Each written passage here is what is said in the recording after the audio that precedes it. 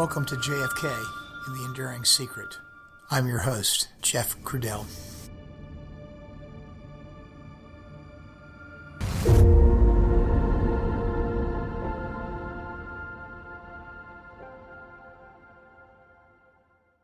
Hello, everyone, and welcome back to the podcast. Today's episode is episode 80, and the second and final episode covering the testimony of John Ebersol, MD, who was the radiologist that night at Bethesda. You can listen to part 1 of this two-part series related to Ebersol at episode 78. Episode 79 was my Christmas wish for you. I'm sorry that this episode 80 wasn't out earlier, but I suffered a massive crash of one of my hard drives. It was more than a distraction over the last several days, and I'm sorry to say that I lost a considerable amount of JFK assassination research material that was set to be used on upcoming episodes. But I guess where there is a will, there will be a way. The last 5 or 6 episodes on the autopsy have been all about the x-rays. And maybe really more than just that, really all about the people who were there and took and interpreted those x-rays and what they really saw and what they really concluded and said about what happened. And finally, what they really knew about the goings-on that night. Between Gerald Custer and John Ebersol, well, it's been a lot to take in. At the very end of episode 78, you heard a bombshell. John Ebersol was faced with the seminal question of this whole conspiracy. Any forensic conclusion that a shot came from somewhere other than above and behind the president would mean a second gunman, and thus a conspiracy. So, on the basis of the radiology exams, he was asked point blank under oath at the HSCA hearings as to whether Ebersol had an opinion on the point of entrance of that fatal shot, or shots. Was the point of entrance on the head somewhere on the back of the head, or was it somewhere else, some other part of the head? Of all the questioning, of all the minutiae covered, the panel actually had the presence of mind to get out from under all the details, to get above them and ask the seminal question that, at the end of the day, the autopsy really needed to answer. What did the forensic evidence say about the direction of the shots? At that defining moment, after a long pause, Ebersol revealed that, in his opinion, the fatal bullet that had hit the president in the head had entered the head from the side. And after revealing that fact, he was clear to say that he did not want to say anything more than that. Say nothing more about it. Well, imagine that. He was truly the fourth MD actively participating in the autopsy that night in his official capacity as the radiologist of record. Based on what he observed that night, based on all the x-rays that were taken and ultimately analyzed, his opinion was that the entry wound was on the side of the president's head and thus did not enter from the rear. Well, as you can imagine, the HSCA panel that he was testifying before was more than interested in this revelation, this bombshell, really, and it was most definitely a hot potato. It was more than just controversial. The HSCA panel did manage to ask some relevant follow-up questions, and Dr. Ebersol did manage to provide some additional detail to this testimony as a result. You'll hear those comments and the additional details during today's episode. And we'll start off with a repeat of that bombshell comment since it came at the very end of episode 78. And listening to it again will put the remainder of Ebersol's comments on the topic into context. We've retained the same presentation format for this episode as we used in episode 78.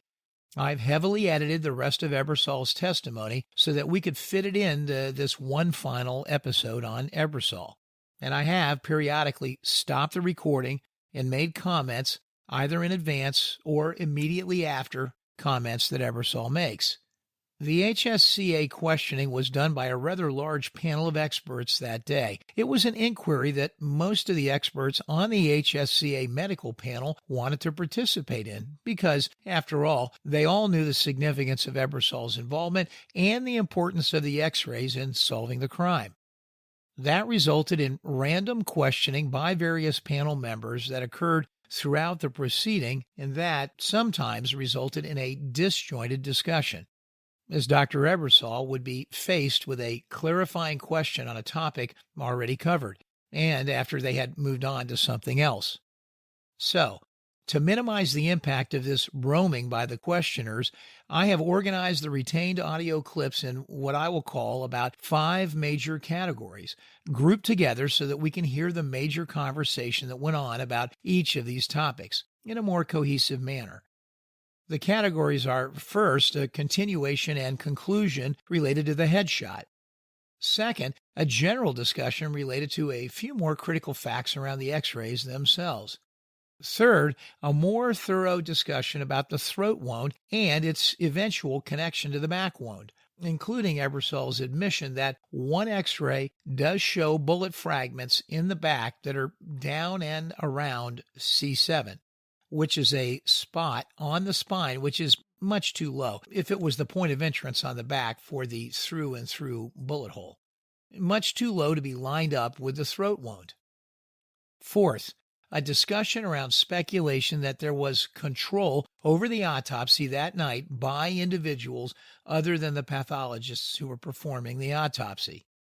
After that, we explore a few audio exchanges related to the competency and expertise of Dr. Ebersol himself as it relates to his interpretive experience in radiology, his work with gunshot wounds, and finally his overall competency in radiology as it related to the work he was doing that night at Bethesda. The good doctor himself makes comment on his capabilities as he answers a few important questions on the topic. And finally, we address Ebersol as a reluctant witness and reveal, as we said we would in episode 78, why he ultimately decided to testify after first resisting requests to come before the HSCA medical review panel. I did my best to take an approach to the formatting of this episode that would not eliminate or eviscerate the meaning or context of these 5 general conversations. But some of the comments are out of the natural order in which they occurred, and so arguably listening this way is ultimately no substitute for listening to the whole conversation as it occurred. That is, if you are a purist. And if you are, then go to the original recordings, which can be found on our website at www.podcastjfk.com under episode 80, or at history-matters.com, and listen to them all in their totality. If you have time, that is a great thing to do. But if you don't, I think the way that we have them organized today makes this episode more meaningful and interesting for most listeners. So, without further ado, let's listen to episode 80 of JFK, The Enduring Secret.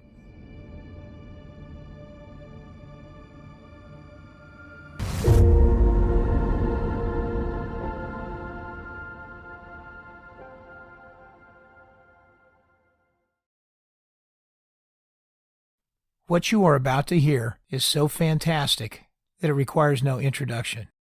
But what it does require you to do is to listen very carefully. This was a man who was faced with one of those important questions. This was also a man who hadn't told the entire truth throughout the course of this testimony. And yet, in many ways, how he answered this next question is more than a bit of redemption. I think for Ebersol, this really was his moment of truth. So let's listen to it. Do you, on examination of these films, have an opinion as to where the gunshot wound of entrance was in the head, radiologically?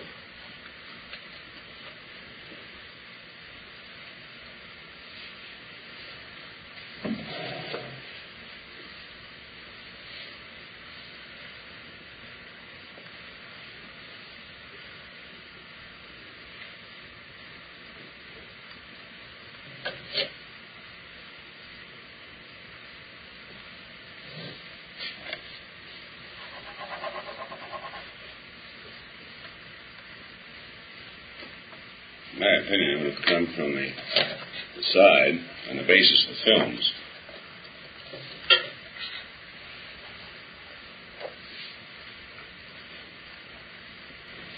I think that's all that can be said from the films at this time. The direction of the headshot is perhaps the most important determination that could be made in all of the autopsy proceedings. You just heard a replay of the bombshell comment made by Ebersol in episode 78. And next, let's hear a few exchanges between Ebersol and the panel that came afterward regarding the headshot. And special attention to Ebersol's clarifying comment that he believes the headshot entered somewhere in the front right quadrant, not just perhaps on the side. And he says that on the basis of the x-rays. Clearly a conclusion that supports an entry wound coming from somewhere as far right of the president as the position of the grassy knoll, or a shot coming from more directly in the front of the president and entering on the right front. His visual recollection was also supplemented ultimately in this section of the testimony by two particular photographs from the autopsy collection. He would ultimately conclude that the position of the president's head wound was more lateral and more superior. What happens next is a rather clumsy exchange with Ebersol defending his overall capabilities and expertise, given that it was a limited scope mission, a mission to find a bullet, and that such a limited scope mission was well within his expertise. He was a radiologist who had just recently completed his boards, but didn't yet have a lot of diagnostic radiology experience in classic radiology practice. After all, his primary love and training was in the nuclear science of things. But still, he was qualified to do this simple set of radiological exams and to perform this simple radiological exercise. And Michael Bodden, who was head of the panel, immediately sensed the ramifications associated with Ebersol's answer. And so he attempted to help Dr. Ebersol by filling in the logical next set of responses by Ebersol. And the whole fill-in-the-blank narrative was just that. They would struggle to fill in the blank and state that at the time of the autopsy, Ebersol was not asked to evaluate, nor did he give an opinion on where, radiologically that is, the entrance wound or exit wounds were. Now, why Humes, Boswell, and Fink would not have solicited his input on that topic is odd in and of itself. Oddly enough, Bodden's defense of Ebersol, that he was not asked to give an opinion, and that is why the record is devoid of one, well, it makes the whole circumstance that much more problematic. One more fact pointing to the suppression of the true facts in the case. There is just no reason for the radiologist in this case to not have been engaged during the process to give an opinion for the record about the path of the bullets.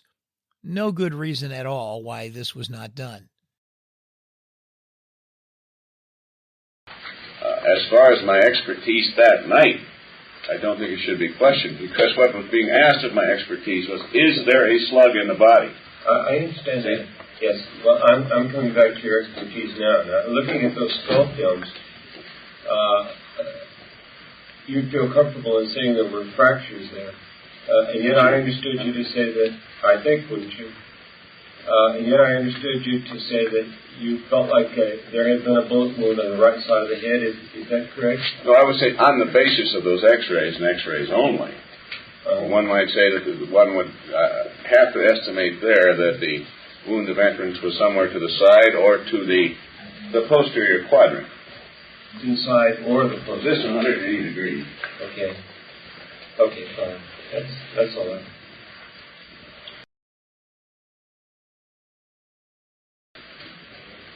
I take it also from your initial responses to, pursuant to Dr. Weston's comment just a few minutes ago, to the evaluation of the injury to the head, that you had not evaluated the skull films for points of entrance or entry at the time of the autopsy or subsequently. That's correct. And that you were hesitant to give us an opinion Yes. as to entrance, and I'm also bringing up exit now, from your background, training, and expertise. That's correct. When you compare those two photographs, what inference do you draw now about the nature of the wound, nature of the gaping wound to the president's head in terms of where it was located? Earlier you said it was in the back of the head. Looking at these two views, how would you characterize the location of that gaping wound? More lateral. That's more lateral and superior than the other. Did you have the opportunity to see the head in the view as evidenced by color photograph number 42, showing the back of the head? No, I would have been more familiar with this aspect in positioning the head for the X-rays. I mean, this requires a forward effort to show this portion of the head on the part of the prosector, right? Did you have the opportunity? You stated you had a better opportunity to see the view of number 32. Did you have the opportunity to see the view of number 42, showing the back of the head?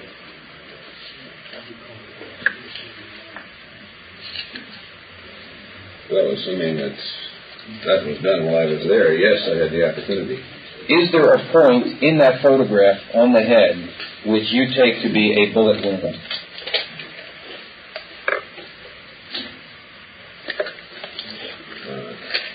Sorry. On number 42. 42?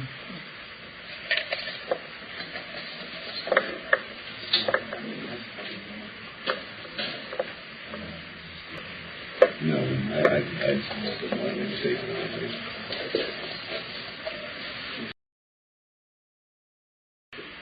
You know, my visual recollection is more of a gaping occipital wound on this, but I certainly can't say that this wasn't the way. Again, we're relying on a 15-year-old recollection. But had you asked me, without seeing these or seeing the pictures, you know, I would have put the gaping wound is here rather than up more forward.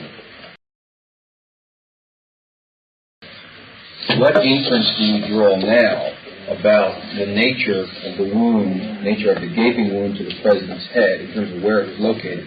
Earlier you said it was in the back of the head. Looking at these two views, how would you characterize the location of that gaping wound? More lateral. That's more lateral and superior than the other. Okay, it's time now to pivot away from the headshot and begin our discussion generally about some of the aspects related to the taking of the X-rays themselves. We start by hearing Ebersol reiterate that there was one simple and singular purpose for taking the X-rays that night, and that was to find evidence of a bullet and retrieve that bullet. And that was all. It was nothing more than that.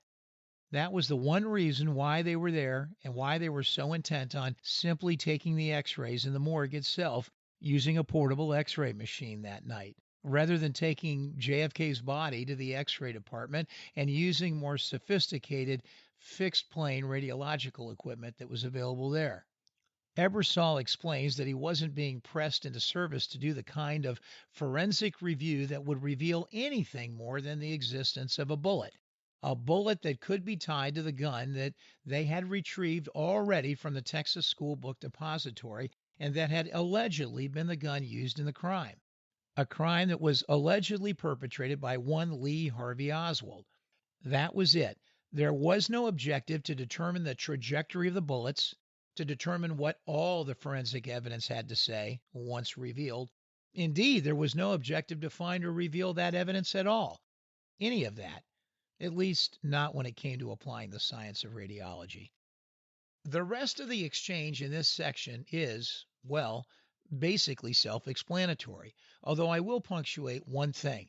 Ebersol made it a point of saying that had they had a wound of entry and a wound of exit, that he would have stayed on the sidelines. He would have never been pressed into service to take X-rays, had they found both a wound of entry and an exit wound. Can you imagine? They actually contemplated no radiological analysis at all if they had just found the bullet, or at least a wound of entry and a wound of exit, whatever that apparently might have proven. I'm not really sure. As the detailed review of the x-rays concludes, they finally are able to agree on one thing, that there were 14 x-rays in total in the current inventory at the National Archives. At least they could agree on the number in existence in the archive, even if they couldn't ascertain or agree on the true number of x-rays actually taken that night. And the purposes you stated of taking these x-rays was entirely to make sure a bullet was not being overlooked? That's correct. But all x-rays, with the exception of fragments, were taken fairly early in the evening. Now, number one, you haven't seen these for a while. When was the last time you saw these? Last time I saw these, and then it was not nice view box, but this was here in this building when we put them in the archives. When was that, 1966? Dr. Ebersol, hypothesize with me for a moment, please, that if on the autopsy evening, Dr. Younes or any of the other physicians or people present had not received information at that time that there had been a bullet entrance wound in the front of the neck, that no such information was known by anybody on that evening, what would be your professional opinion as a radiologist, what would it have been at that time concerning the need or desirability for taking additional X-ray pictures?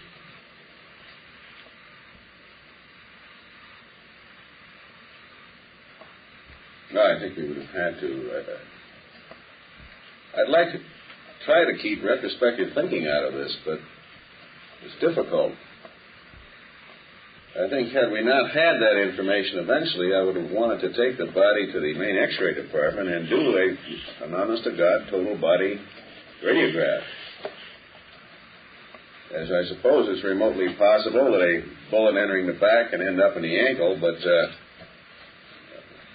again, in your hypothetical case, I think this is what we would have done. Whose decision was it to take portable x-rays rather than have the body initially brought to the main x-ray room? I think it was probably a joint decision between myself and Dr. Newton. Did you consider bringing the body first? Sir, I did not. Had you taken x-rays in the autopsy room before? I have not, no. Okay. I had x-ray bodies in the department. In the department, but not in the autopsy. What kind of x-ray, portable x-ray did you have? The one that's usually used for live patients? Yeah, knowing the equipment we had at Bethesda at that time, it was either a Ficker or a General Electric portable machine. And of 1963 vintage, we have much to be desired in terms of was it x-ray detail. Again, not to belabor the point, did you in any way feel it would be inappropriate to ask to have the president's body wheeled down to the x-ray room, or was that not really part of your thinking? That wasn't really part of my thinking. When you left at 3 in the morning, do you remember if Dr. Younes, Dr. Boswell was still there? They were still there, yes. And you remember what they were doing? I believe this was closure. I asked Dr. Younes if it was all right for me to leave. Were they closing, or normally... was he a funeral director there? Not to my knowledge. Do you have any impression or recollections at the initial decision-making process of what to do prior to you being asked to take the x-ray? If there were an exit perforation apparent, as to whether or not you would have taken any x-rays? I don't know. You may not have. You may not have. Do you have any impression as to whether or not this would have influenced the extent that the autopsy would have been done? The extent of the autopsy? I know. Was there discussion, perhaps, or any impression that if there were an obvious wound of exit, that perhaps an autopsy would not be necessary? No, sir, that was not mentioned. Your impression? My impression is had we had a wound of exit, we would have proceeded with an autopsy in the usual fashion, and I would have stayed in my corner all night. And as we look at each of these x-rays, implicit in your discussion of the x-rays is that these are the x-rays that you took at the time of the autopsy and that you later labeled and put into the archives. Yes. Have you seen anything that would suggest any alteration of the x-rays in any way, shape, or form as you have viewed them?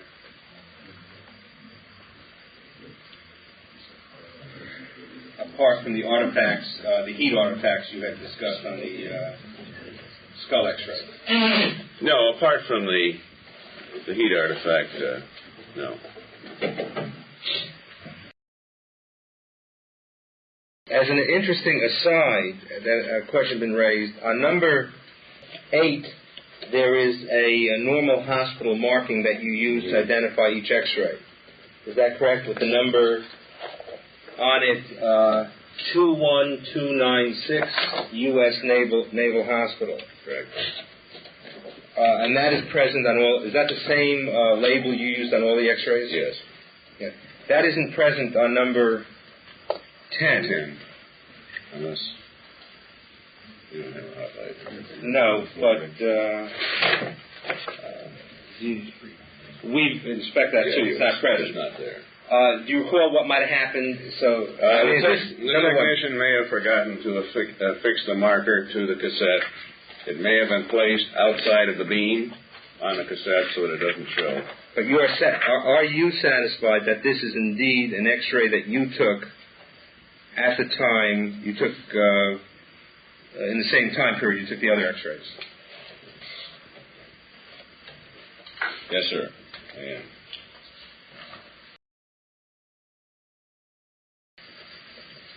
We've now reviewed all of the X-rays that we have, and these are all, to your knowledge, that were taken.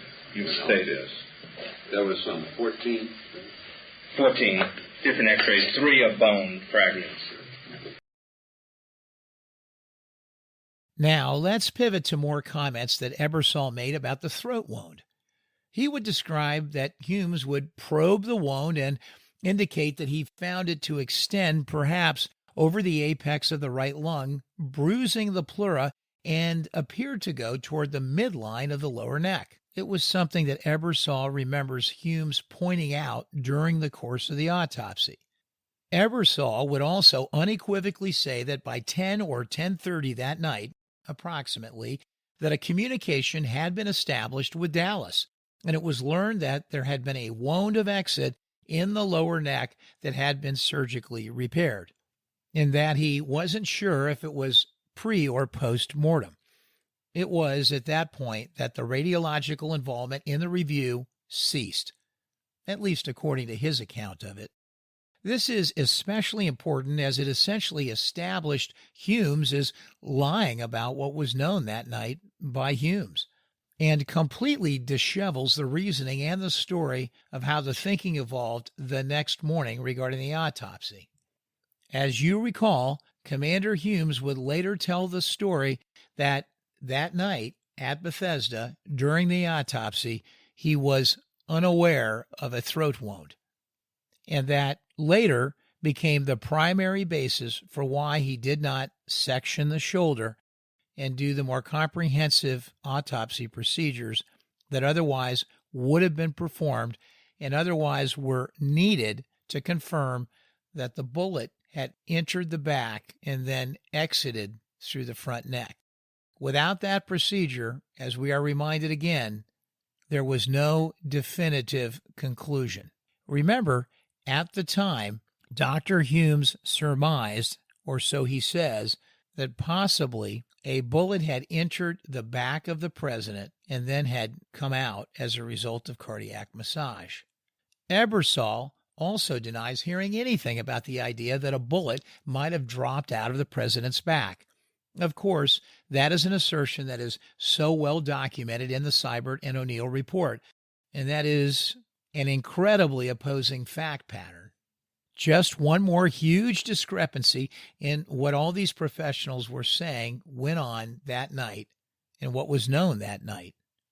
Ebersol also does not recall that the probing of the back wound resulted in an initial conclusion that the wound itself was not deep and that it terminated with no traverse to the other side.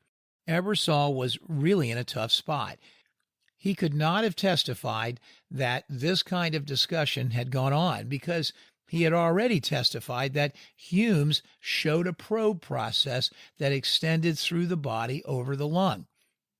If that were true, the two courses of dialogue were in complete contradiction with one another. The autopsy proceeded, and at this point I'm simply an observer. Dr. Humes, probing the wound of entrance, found it to extend perhaps over the apex of the right lung, bruising the pleura, and appeared to go toward or near the midline of the lower neck.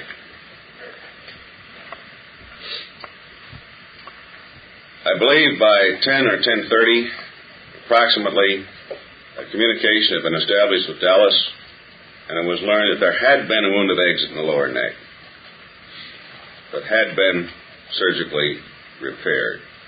I don't know if this was pre-mortem or post-mortem, but at that point the confusion, as far as we were concerned, stopped. But one of the factors that would be of some interest to us is that your X-ray taking may have been related to an initial concern that had been expressed, and that you remember being expressed, of the back bullet entering and then dropping out in Dallas. Correct? No. Well, I'm sorry.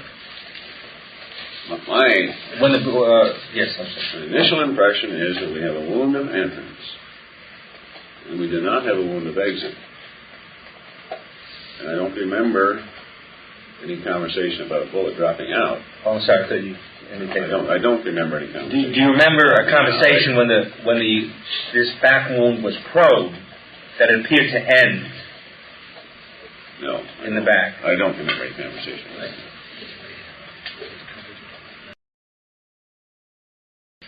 Okay. Before you leave that, can I ask Sure. one more question? I'm not clear of the chronology. When you first started talking, you gave the impression that everybody had the impression that there was a bullet hole in the back of the neck fairly early in the inspection. In other words, you gave me the impression they rolled the body over almost immediately. Is that a correct impression? I don't know if we look at the anterior or posterior aspect first.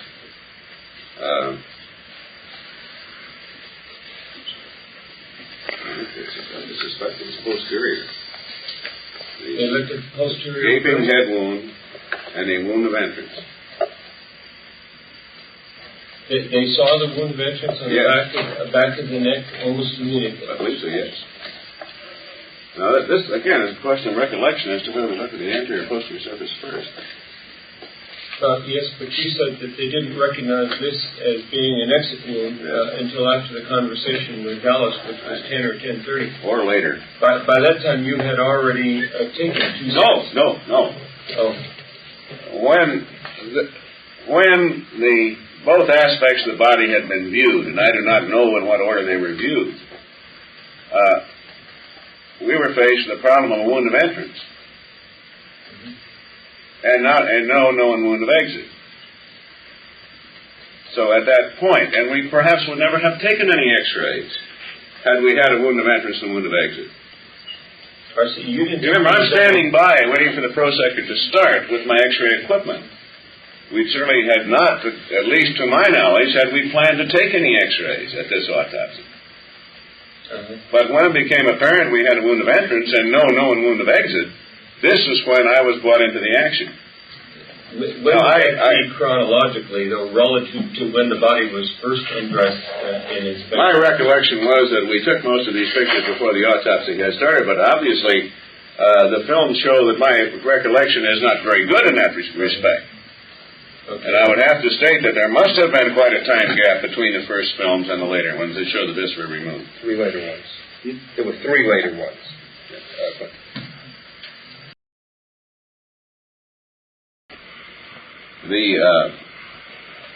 taking the X-rays again, were stopped to the best of my remembrance.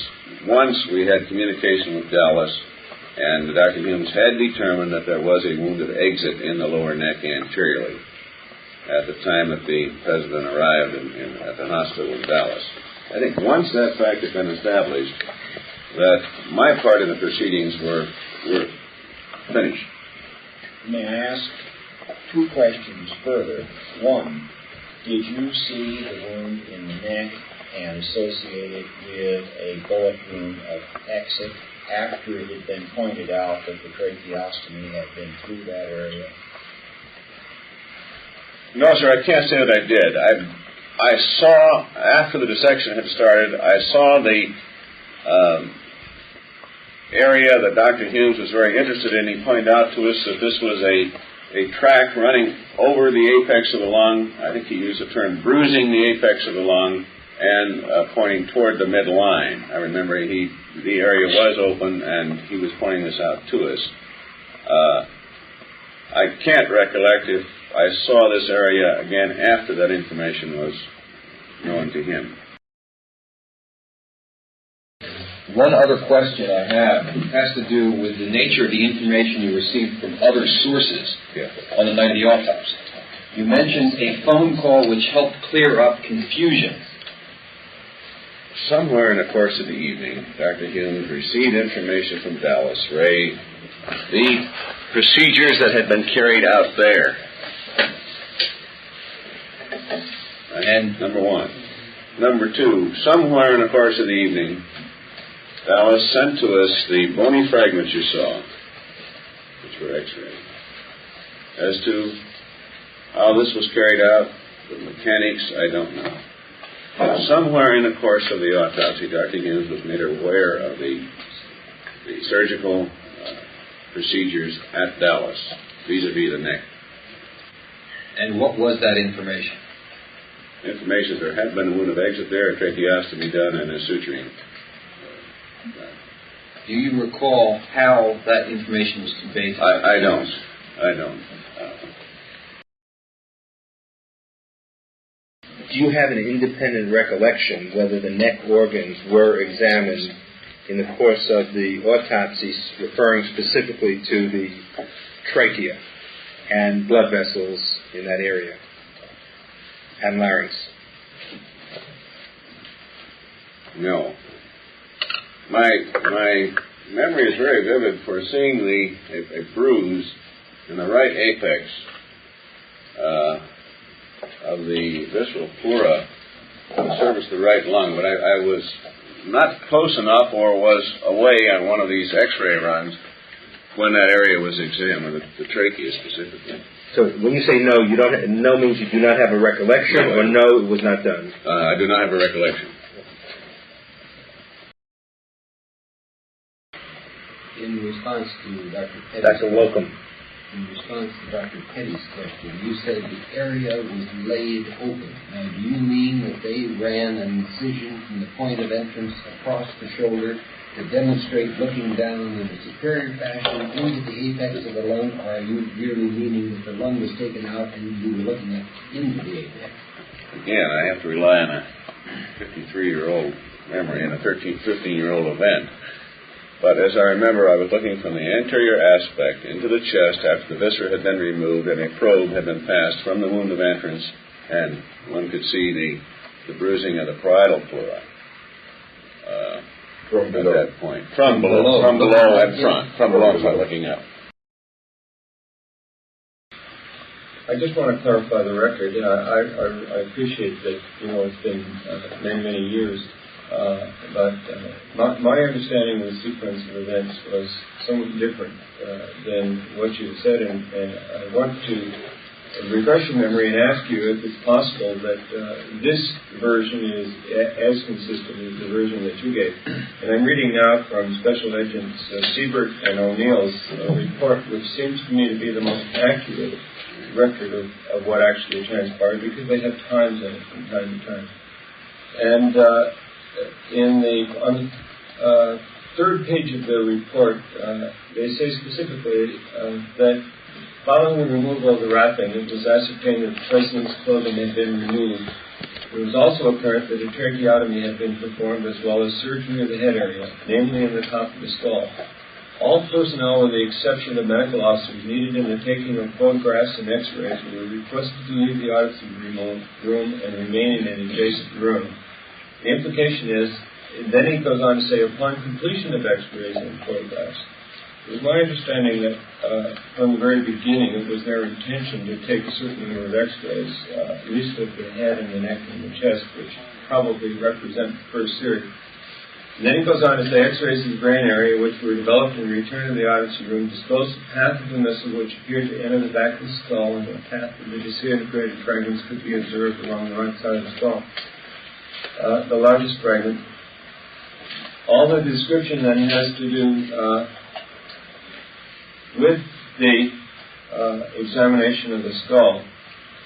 Now then he goes on to say, during the latter stages of this autopsy, Dr. Humes located an opening which appeared to be a bullet hole which was below the shoulders and 2 inches to the right of the middle line of the spinal column.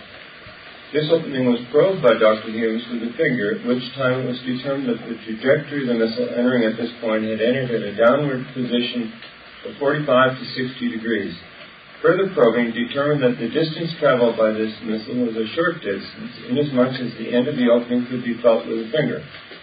Inasmuch as no complete bullet of any size could be located in the brain area, likewise no bullet could be located in the back or any other area of the body as determined by total body x-rays. An inspection revealing there was no point of exit. The individuals performing the autopsy were at a loss to explain why they could find no bullets. And it was subsequent to that time that I believe you took the post-evisceration autopsies. Now, is it seem reasonable to you that a pathologist would carry out an autopsy without looking at this nature, without looking at both the front and the back of the body? Well, I'm not questioning my remembrance is that we were aware of the wound of entrance relatively early in the game. Well, that's what he says there, and that Dr. Humes probed it. No, they didn't say that. That's not what they say. It's the latter stages of the procedure. I'm sorry. As a matter of fact, there's another record somewhere that indicates that it was about the time they're ready to sew the body up, that they were washing it, and they then discovered the wound. No, sir. I would have to take a... That isn't your recollection? No, it is not my recollection. Did we specifically ask how did he sound early on? I thought he said. What did you say? Did you found what early on? The wound in the back.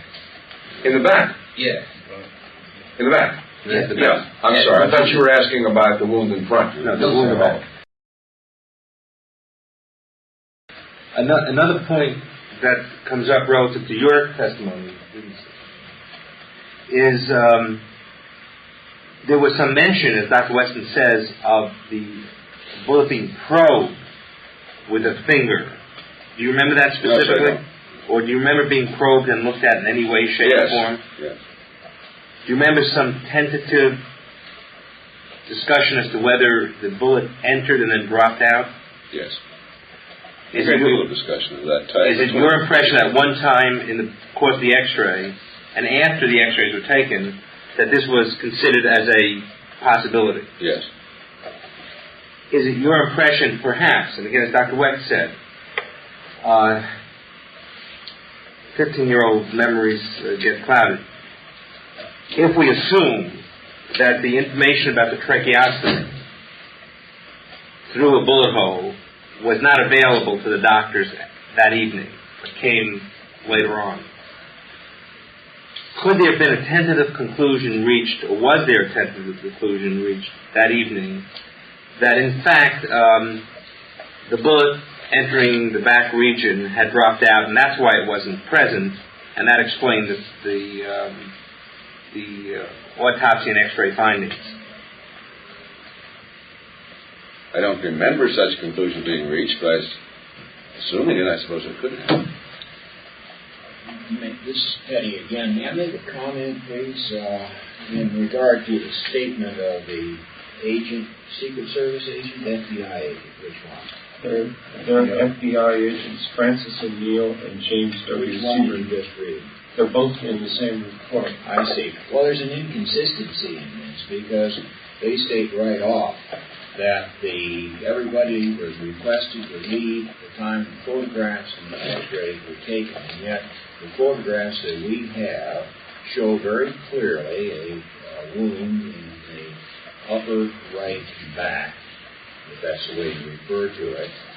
And if that wasn't discovered until very late in the autopsy procedure, there must have been a second exposure of film somewhere so as to illustrate that. Well, I'm sure that photographs were not taken all at the same time. There's no question about that. Because some of the photographs were taken after the organs were removed. Some of them were taken after the skin had been turned back on the skull. That's perfectly true, but this rendition bothers me. Well, there's certain things we'll have to discuss in order to may I make a comment? But we'd like to get Dr. Ebersol's opinions on these That's before. all I was going to say. I certainly feel we were aware of the wound, of the back wound, if you want to call it that, very early in the autopsy. Now let's turn to a comment Ebersol made about one of the back x-rays that is particularly interesting, given that his assertion on this point would not necessarily rule out a shot that went completely through the president, that is, through his back and then through his neck, a fundamental underpinning of the single bullet theory, as we know.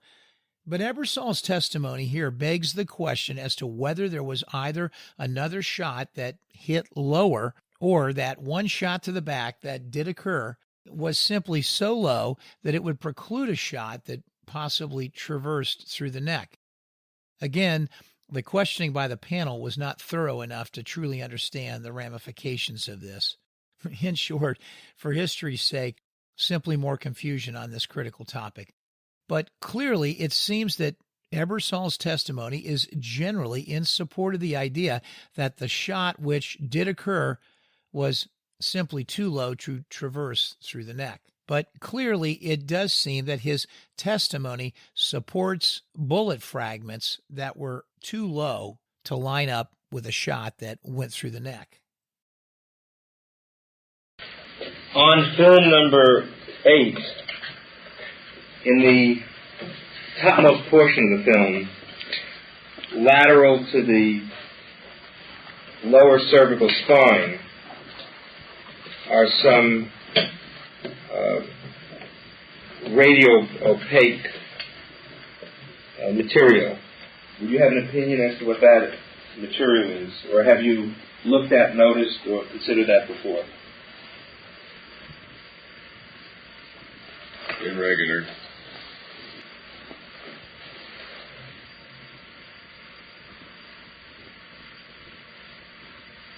Almost immediately lateral to the right lateral mass of C7 is a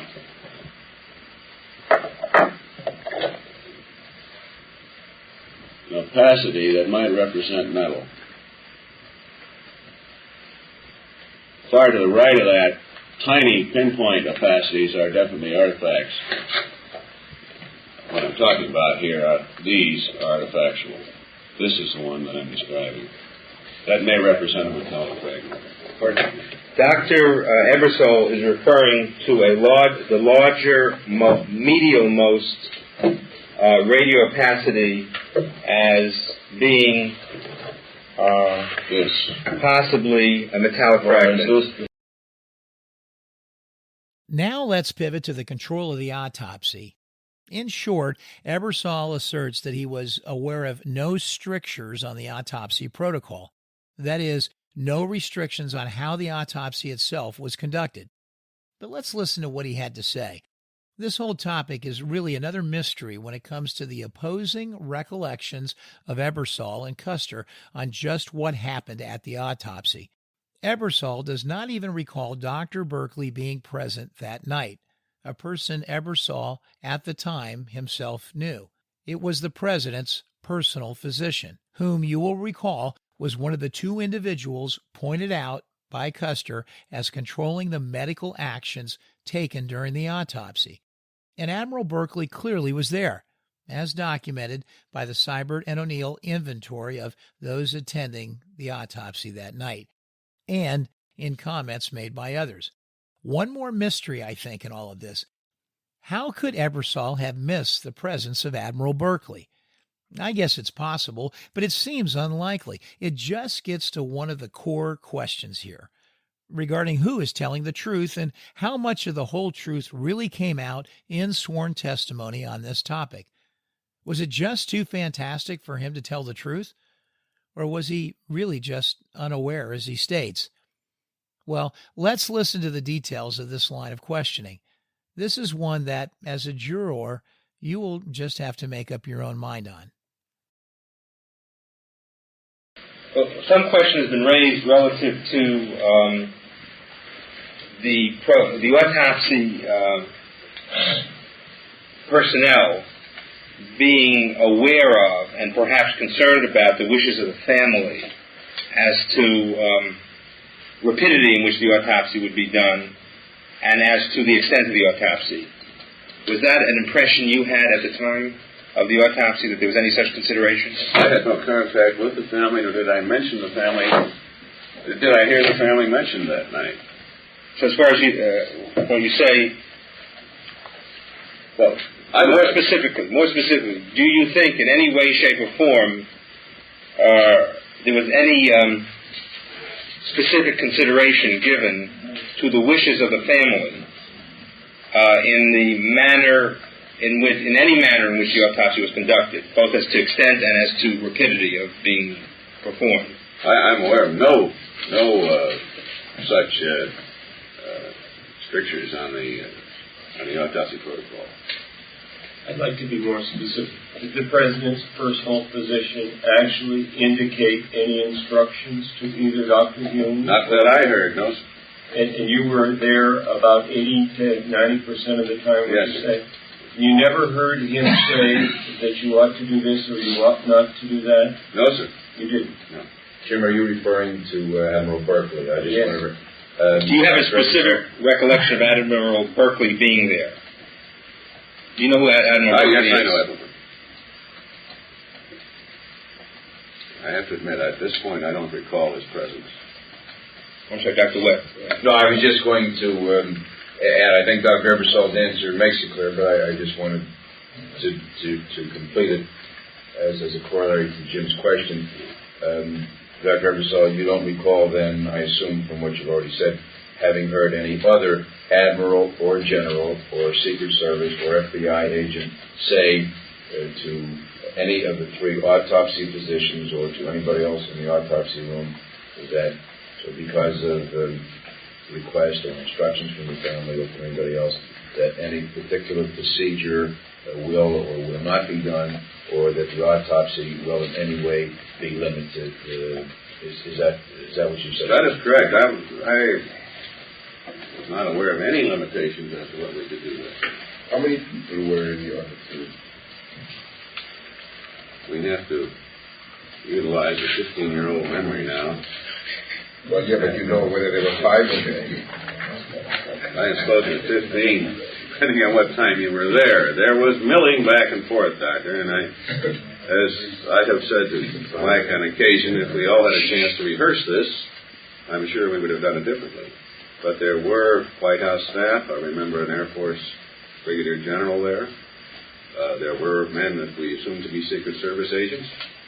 And depending on which slice of time you want to take, there may have been 6 people there, or there may have been 11 or 12.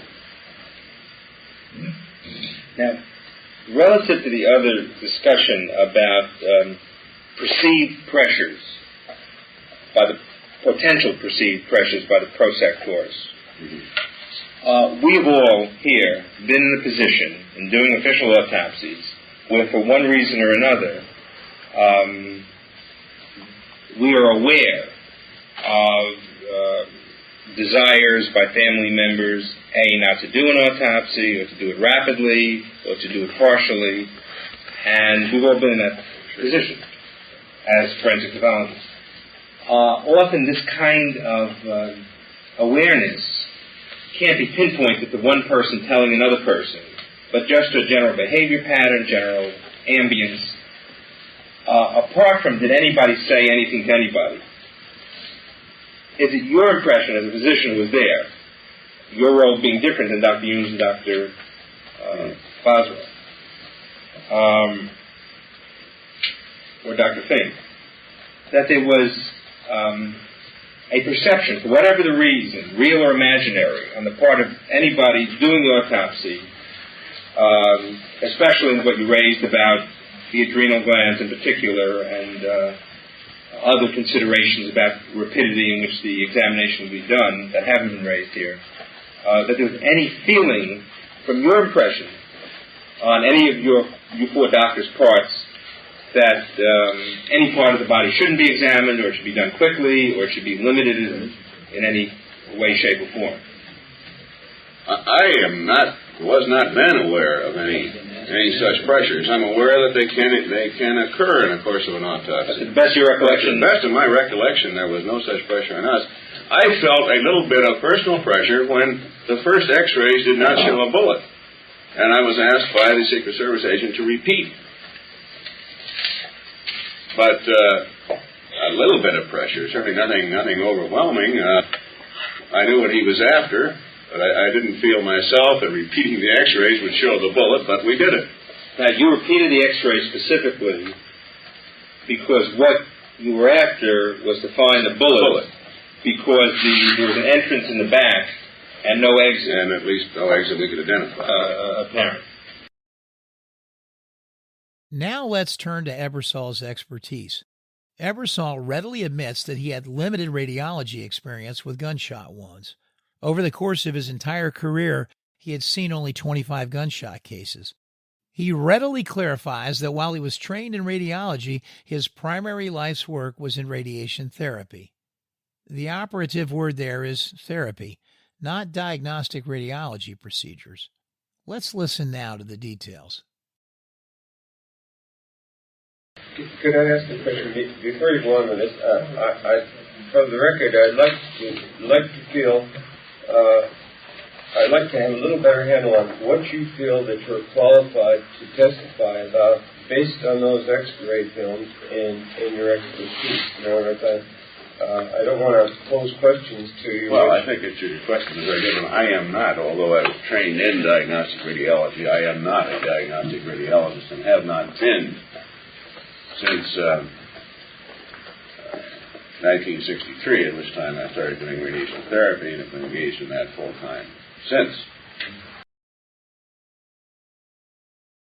And no, this is not a reflection on your experience or anything. I'd just like to know, for the record, approximately how many gunshot cases you've had occasion to examine the X-rays of, and how many of them were in the velocity range of this kind of a missile and in these particular locations. This has to be a rough estimate, Doctor. I suppose in the field of radiology, I have had to interpret X-rays during my residency, and subsequent to that, and perhaps 20 to 25 cases. Now, this ranges all the way from shotgun wounds to self-inflicted revolver wounds, so on. I couldn't say that any one of those 20 or 25 cases would be exactly the same as this one. That's 20 to 25 cases altogether in any location? Now, all locations. Pardon me? All locations. All locations. All locations. Doctor, let me clarify this. Remember that at times I was outside the autopsy room for the purpose of getting these films, and then on one occasion called the commanding officer's office to pick up these fragments in from Dallas. So there could have been things that I would not be aware of, but I do specifically remember the kidney being aware. Thank you. I think that's... Now, let's turn to a topic that I alluded to in episode 78 and that I promised we would cover. You see, Ebersol was a reluctant witness in the HSCA's investigation. somehow rather miraculously stating that he wouldn't have much to add to the conversation. What an incredible statement made by one of the four men who, as doctors, were primarily involved in one of the most important autopsies ever performed in United States history, perhaps world history. This was a man, Ebersol, who was doing everything he could to downplay his involvement in, and relevance to, the autopsy, and duck the controversy that he certainly knew was coming. The controversy that would come if he was forced to answer the tough questions, to tell the truth under oath. So it was not until another controversy arose, the one over the origin of those lines drawn on those two X-ray films, it wasn't until that one became red hot, so much so that he finally decided to testify before the HSCA panel to dispel the rumors that those lines were really drawn by him during the autopsy to demonstrate possible paths of the bullet based on the results of those radiology films and his reading of them. Whether he was successful in dispelling these rumors or not will ultimately be left up to you as jurors. I have my own opinion on that topic.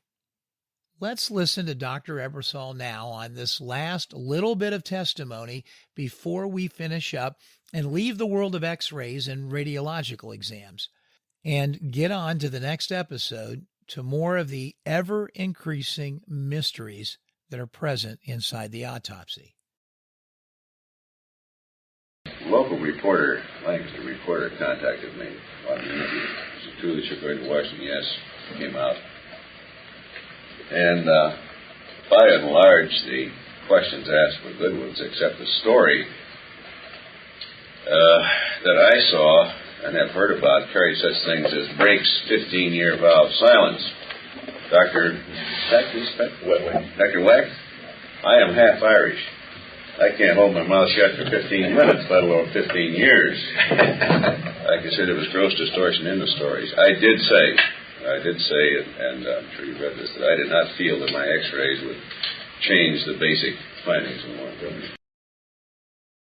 Is that correct? As a matter of fact, Doctor, if I may enlarge on this, I was contacted by someone from this group several months ago, and I indicated I was not willing to cooperate as far as coming down here, but I would be glad to give a deposition in Lancaster, because I felt I had little or nothing to add to what has already been known. However, I met Doctor a few months ago. He pointed out to me what to me was a very disconcerting thing, that there had been some speculation about pencil lines drawn on X-rays. I realized that those were the lines that I drew at the White House Annex.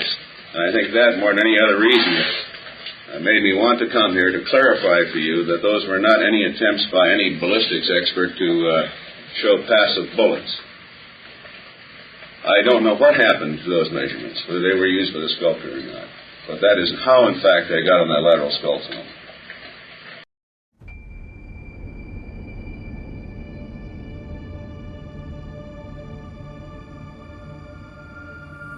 Thank you for listening to episode 80 of JFK, The Enduring Secret.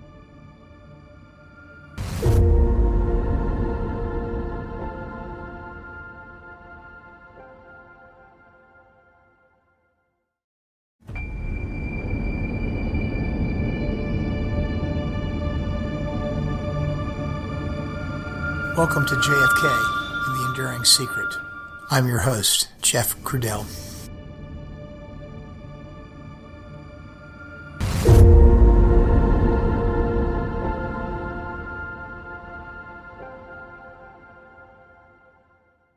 Hello, everyone, and welcome back to the podcast. Today's episode is episode 81. I suppose you want to know where I've been lately. This now represents the longest gap in between publishing episodes since the inception of the podcast. Almost a month now, so sorry about that. It was not an intentional lapse of time. Now, I can assure you, well, it's really been a combination of things that unfortunately took precedence for me. But thankfully, nothing tragic, all good, or ended well at least. And indeed, only the mundane. First and foremost, I did get busier with some work-related projects. And I mean real work. I mean work for a living stuff, not the real fun work stuff. That is the fun work stuff like making one of these podcasts. Semi-retired I am. It means I still have some giddy up in my hitch. I'm still active in the business world. Oh, and there was that minor thing that I mentioned in a previous episode. The idea that all my computer files crashed and my personal laptop was rendered almost useless. Well, add to that a new iPhone and, as part of the purchase, a botched data transfer at an AT&T store with lots of lost data in that scenario too, and some of that iPhone data related to the podcast series. Well, all of that took a minute or two of my time to address. Thankfully, a lot of the data is restored on both the phone and the laptop, but not all of it. And it was after a lot of work to do so, really, to be honest with you. Add to that, I ended up with COVID during this time frame, and that put me down for a while too, but certainly not out. The usual period of isolation, quarantine, and then limited energy to apply to tasks at hand. Tack onto that a little bit of travel before and after COVID, and that all made for a challenging period. And travel, frankly, also makes things trickier for me to produce an episode when I don't have all my equipment and research materials right there at the tip of my fingers. And also just at the moment when I'm in the mood to actually do the research and write and then record an episode. Right now, I'm currently in South Florida, and that does give me the opportunity to occasionally stare at the ocean. Now, at this time of the year, that's a nice experience. It's been beautiful here over this past week, and the skies were deep blue, and the water was even more colorful than that, with the ocean taking on Caribbean tones, as it so beautifully does in this part of the world at this time of the year. But before we leave the topic, one more thing about being in South Florida. It's a great place to be writing some of the stories about Oswald, which are going to start very soon, by the way, almost immediately once we finish up with the autopsy. We're going to start writing soon about who he was, what he was, because so many roads lead to the story of Cuba, and so much of the story of Cuba is intertwined right here in South Florida. I grew up here, and I've experienced firsthand certain aspects of the Cuban culture, and that is one of the reasons that the story itself is so attractive to me. It's rich with intrigue, and I hope it will capture your attention too as we make that pivot very soon.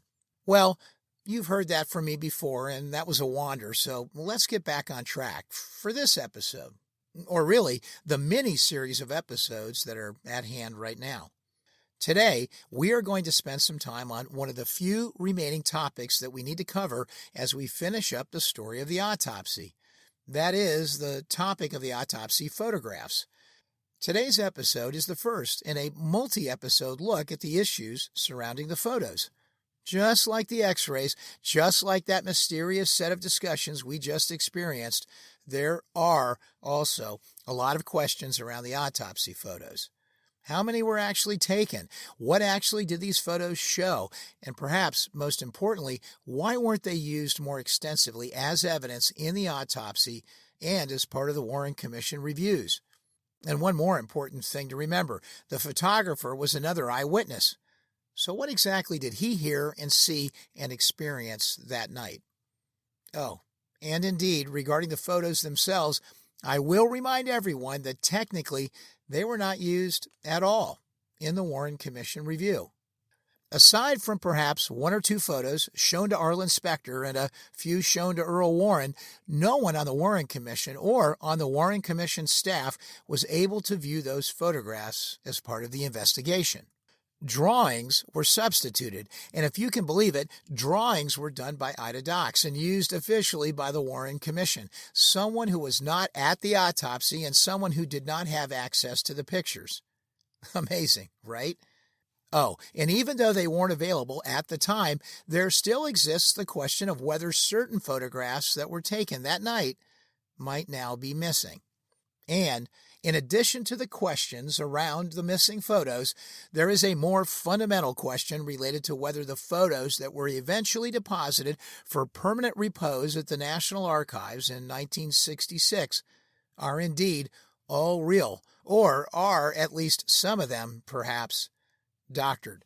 And that includes an even more fantastic idea that there was another photographer, a White House photographer named Robert Knudsen, who allegedly took additional photos either that night or shortly thereafter the fact, and perhaps somehow such photos ended up as replacements or were interwoven into the official collection of photos taken that night by the official autopsy photographer, John Stringer. Oh, it gets even creepier when some of the claims extend to the idea that perhaps Knudsen or someone else took pictures of a completely different body, and it was photos of that unrelated body that were used as substitute photos or supplementary photos that made their way to the official collection of photos now maintained officially at the National Archives. Like I said, you can't make this stuff up. And how about a host of issues related to chain of custody of the black and white and color film? Actually, slide film, perhaps, in the case of the color film. What happened to the chain of custody to the film itself along with the printed photos? Look, officials couldn't even agree on how many photos were taken that night. And just for good measure, Agatha Christie style, we have another story to tell too. In a later episode, a rather fantastic story, actually. If you recall, we said we would tell the story of William Pitzer, the high-ranking naval officer who lost his life shortly after he retired and was allegedly in possession of more photo or video material on the autopsy. And the theory is that he was going to use it to do an expose, to expose it. No pun intended, since it was film. And the question posed about his curious death, which, by the way, happened not long after his retirement in the 60s. The question is whether he was indeed, quote-unquote, eliminated by evil forces, and that the kill was itself initiated by a CIA operative. Could it have been part of the larger plot to eliminate witnesses who emerged post-assassination and were a real threat to the idea that the real truth was about to be spilled? I know. This whole line of discussion seems like it's far out and far-fetched, but keep an open mind as we discuss the possibilities surrounding it. There is evidence of something potentially foul there. The question is whether it's credible and connected to the assassination itself. Once again, it goes back to the question that we, as jurors, seem to be faced with at every turn throughout these proceedings. Left to us as jurors to make the call. That night at Bethesda, as soon as the photographs were taken by the autopsy photographers, the exposed film was immediately required to be turned over to the Secret Service agents. Turned over before it was even handled by the photographers in their usual fashion. In other words, the photographers themselves immediately lost control of the chain of custody of their own film. It was relinquished to the Secret Service even before it could be totally accounted for by the photographers. Remember, in those days, things weren't electronic and digital. You didn't just pop a memory card out and shove it into your laptop and then view the pics and see that you had taken pics numbered 1 to 100 or something like that, with a great audit trail of the pics already there. In those days, everything was manual and very physical. Pictures were taken and recorded on a film emulsion. The film was then taken to and developed by a film lab, and that resulted in something referred to as a negative. That is, a negative image of the subject of the photo. If you have ever looked at a negative, you know it's where things that are dark in real life appear light on the negative and vice versa, until printed. And then the shades are reversed upon printing. So these negatives were then projected onto photographic paper, exposing the special paper during this printing process, and then going through their own development and fixing and drying process to produce a paper print. It might sound that I'm no stranger to that process. I was a photography buff early in life as a teenager, having gotten the bug from my 2 older brothers. I used to shoot my own photos and develop and print my own film. And it was a process, all right. And it was a process that requires, well, handoffs and a chain of custody as you physically go through a number of different steps to create a photograph. You might chuckle at this, but on many occasions I would clear my closet out on a weekend as a teenager and use it as a darkroom. I know, kind of nerdy. I would do it after shooting rolls and rolls of film with a Nikon FM 35mm camera or an old 2 1/4 square camera that I had. First, we would go through the development of the negatives, and then prints would be exposed in the makeshift darkroom that I constructed in the closet, and then I developed, fixed, and washed the prints themselves in the bathtub of my bathroom. Most of the time, this exercise was completed in the wee hours on a night especially chosen because it had no moon, a night chosen to avoid any ambient light. Oh yes, it was a process, all right, to get it from camera to print. And in the case of the Kennedy autopsy, it turned out to be a process that was truly devoid of a chain of physical custody that night. A chain of physical custody that could be well documented and deemed legitimate, as the autopsy photographers lost possession and custody and control of the film just about as soon as the pictures were taken. Oh no, for sure, there was to be no use of these pictures in the investigation. Just exactly why the authorities decided to immediately seize the film, well, to this day, the reasons why, they still just remain a matter of conjecture. The popular reason quoted is that the Kennedy family was adamant and was, of course, legitimately concerned about the potential for sensationalized use of the autopsy photos. And there was one more complication that I have already mentioned in an earlier episode, but I'll repeat it here. Earl Warren and the Warren Commission had made a pledge that any evidence that was used and relied upon in the investigation would be available publicly as part of the Warren Report and all of its exhibits. So there was a real dilemma here when it came to the idea of relying on these photographs, but then turning around and excluding them from the official Warren Commission evidence record. Had they decided to do that, it would have clearly been in contravention to the idea of transparency, an idea that was publicly pledged at the outset by Earl Warren and the Warren Commission. Nowadays, we know that the idea of the Warren Commission being transparent about the investigation is perhaps a bit humorous at this juncture, but still, at that moment in history, Earl Warren was adamant, and he was especially adamant about keeping these pictures out of the public eye, out of the record, after he saw at least one of those shots, after the picture was developed and printed. I'm sure it was an image that was gruesome and probably seared into his head forever. And it likely galvanized his view of keeping the photos securely tucked away, in keeping with the desires of the Kennedy family too, and his own sense of good taste about how to handle the details of this national tragedy. Even just the use of a few of those photographs would have limited literally hundreds of thousands of hours of speculation and conjecture and recreation that really, over the years, would have been totally unnecessary had these pictures been available. As I've said before, a picture, and particularly a picture in this case, was worth way more than 1,000 words. Think of what 100 pictures would have yielded. Certainly a lot less speculation about basic facts related to the forensic review of the president's body.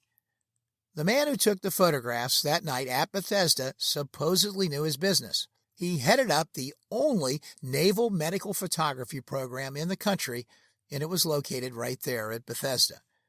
But sadly, when you listen to his testimony some 33 or so years later, it is the sworn testimony of a man who either became very scared, even more scared of things perhaps in later years, or was suffering from some legitimate memory fade or memory loss. I'd like to give him the benefit of the doubt, but really, I can't. After listening to almost 4 hours of his testimony that is on audio tape, listening to it multiple times, I think he was scared and he was not always forthcoming, even though he was under oath. And after 33 years, it probably was pretty easy for him to just sit there and say, I don't know. I don't remember, or I don't recall, or I don't recall it that way.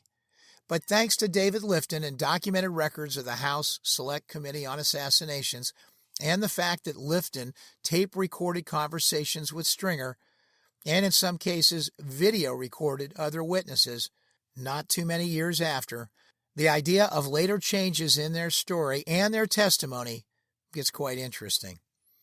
It does for sure with Stringer. In his ARRB testimony, he was faced with the tactics that every good prosecuting attorney, so to speak, undertakes with a hostile witness, a witness who has now changed his story. In this case, the ARRB attorneys asked the questions of Stringer. They let him essentially make a statement under oath on the stand, knowing from their pre-conversations or other evidence that he was saying things now that were contrary to his earlier statements. Statements made on tape to Lifton many years earlier, and in some cases to the House Select Committee investigators in 1978. And then they proceeded to play the earlier rendition of a David Lifton tape recording so that Stringer could hear his own voice, say, in his own words, statements that were exactly the opposite of what he was saying under oath on the stand to the ARRB attorneys. All this happening some 30 or so years later. Memory fade? Memory loss? In these cases, I just don't think so. But you all can be the judge of that. It makes for some fascinating listening. He does, under the pressure of lawyers' questioning, eventually admit to important facts that further support foul play related to at least some of the photographs. The idea that some were clearly not taken by him, and still others that he did take were missing from the inventory. And then he made statements at the time of the inventories to that effect. And more in detail on that as we get into upcoming episodes. Like all the other military participants that night, Stringer was required to sign a document which required his silence for 15 years, his oath of secrecy after the autopsy.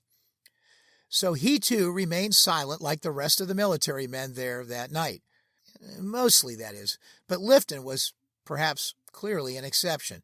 Technically, under penalties of law, he was unable to officially tell any of his story until it was finally told for the first time to investigators of the House Select Committee on Assassinations in 1978. Even then, his testimony was hidden from the records. And what is more amazing is that John Stringer doesn't remember having any contact with the House Select Committee investigators. I think for you and I, we would have remembered such a life event, being the person who took the autopsy photos of the only president assassinated in the last half of the 20th century.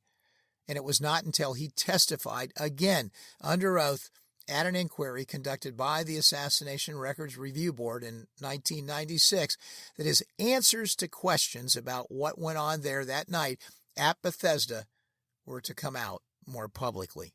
And more importantly, his answers to the questions about the official autopsy photos as well. John Stringer is not a star witness, and he is certainly not as entertaining as a Gerald Custer. But Stringer has some things to say that are quite interesting, and you'll hear it in excerpts of that testimony over the next several episodes. Like the Ebersol and Custer duo in the saga around the X-rays, there were two players in attendance that night at Bethesda that were part of the photography team. That is why I sometimes say the photographers, plural. John Stringer was the official photographer, but as head of the medical photography school, there was a student there with him that night, Floyd Reeby. You've heard his name before when we inventoried the players that were present there that night at the autopsy. And there is controversy over whether he did or did not take pictures of the body that night. Under oath, Reeby says he did. Limited pictures with a 35mm camera. They were general pictures of the body taken to provide an overview and lead-in to the more detailed photographs of the body that were taken by John Stringer. Like the story of the X-rays, there is controversy and conflict between the story that John Stringer tells and the story that Floyd Reeby, the photography student, tells. Well, imagine that. Like I said, you can't write this stuff. Stick with this because the next few episodes do require a close listening ear. You know, when we listen to recorded testimony, my friend Chris always asks this of me. What are we listening for? So, I am going to provide a few cliff notes. Just because Stringer is a little less interesting to listen to, and if you are exercising or shoveling snow while the podcast is on, you might miss these important points contained in this episode. So, number one, I think Stringer may have slipped up, so to speak. When he was describing what got entered on the Bethesda photo log, he mentioned that motion pictures were sometimes logged there. Yet, he then denied that motion pictures were taken of autopsies when asked. Given some of the claims you will hear regarding the Pitzer episode, that comment and the conflict between his two statements becomes suspect. 2. He was confused on whether the color film used that night was Kodachrome or Ektachrome. That's significant, as the Secret Service receipt and the FBI inventory recorded by Seibert and O'Neill says Ektachrome. The difference is that Ektachrome is slide film, and Stringer says they did not take slides routinely. So, what happened to the slides? Or was it just a mistake by the less informed FBI and Secret Service agents? And maybe it was Kodachrome. Would they have known the differences? In those days, the answer, I think, is yes, probably. For anyone who took pictures, even amateurs like me, well, we knew the difference. Number 3. The log I just mentioned, or chit, which contained orders, was never located, at least the portion of the log that contained any logging of the Kennedy pictures that night. Not surprising, probably just like the story that Custer told about the log for the x-rays. The record of those pics was probably, and quickly, expunged, or maybe never made. It's not clear from the questions and answers that took place in the session. Number 4. They established that the pictures, the 4x5 pics that were taken, were all taken using the film packs of 2. That is, 2 pictures to a film pack. That helps to establish the exact number of pictures, since the number of film packs was inventoried that night before processing, rather than the actual number of pictures that were produced from the film packs. So in other words, it's film packs times 2 equals the number of pictures we should see. Number 5. Stringer clearly confirmed that Floyd Reeby, the photography student, had a 35mm camera that night, the only other camera there besides the 4x5 that Stringer used. No one else had a camera there that night. But Stringer tells the story differently than Reeby.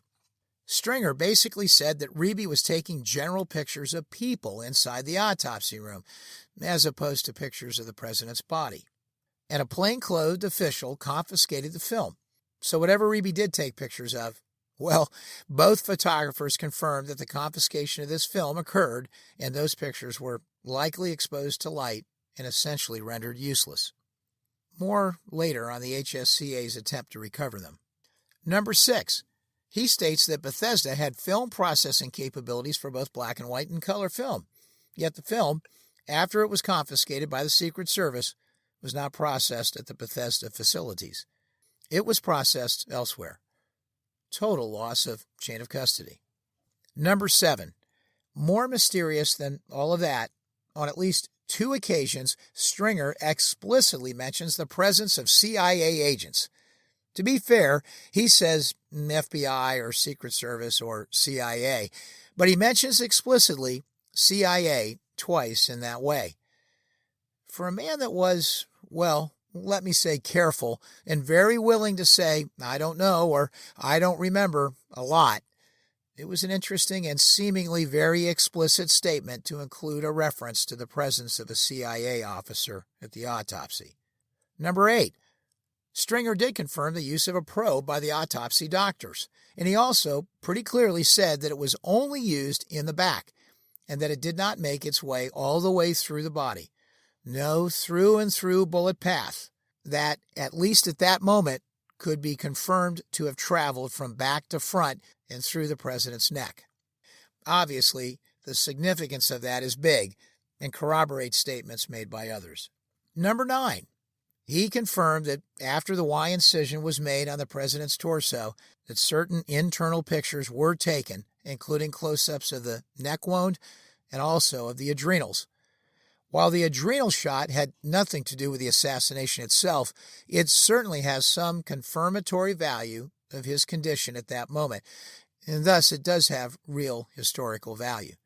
But more germane to the assassination is what that internal photo of the neck showed. Was it confirming the statements of the doctors regarding a through and through wound from back to front, or was it not?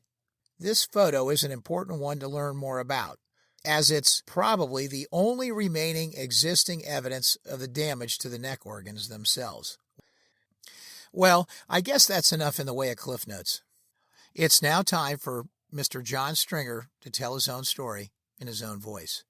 So, without further ado, let's listen to the rest of episode 81 of JFK, The Enduring Secret.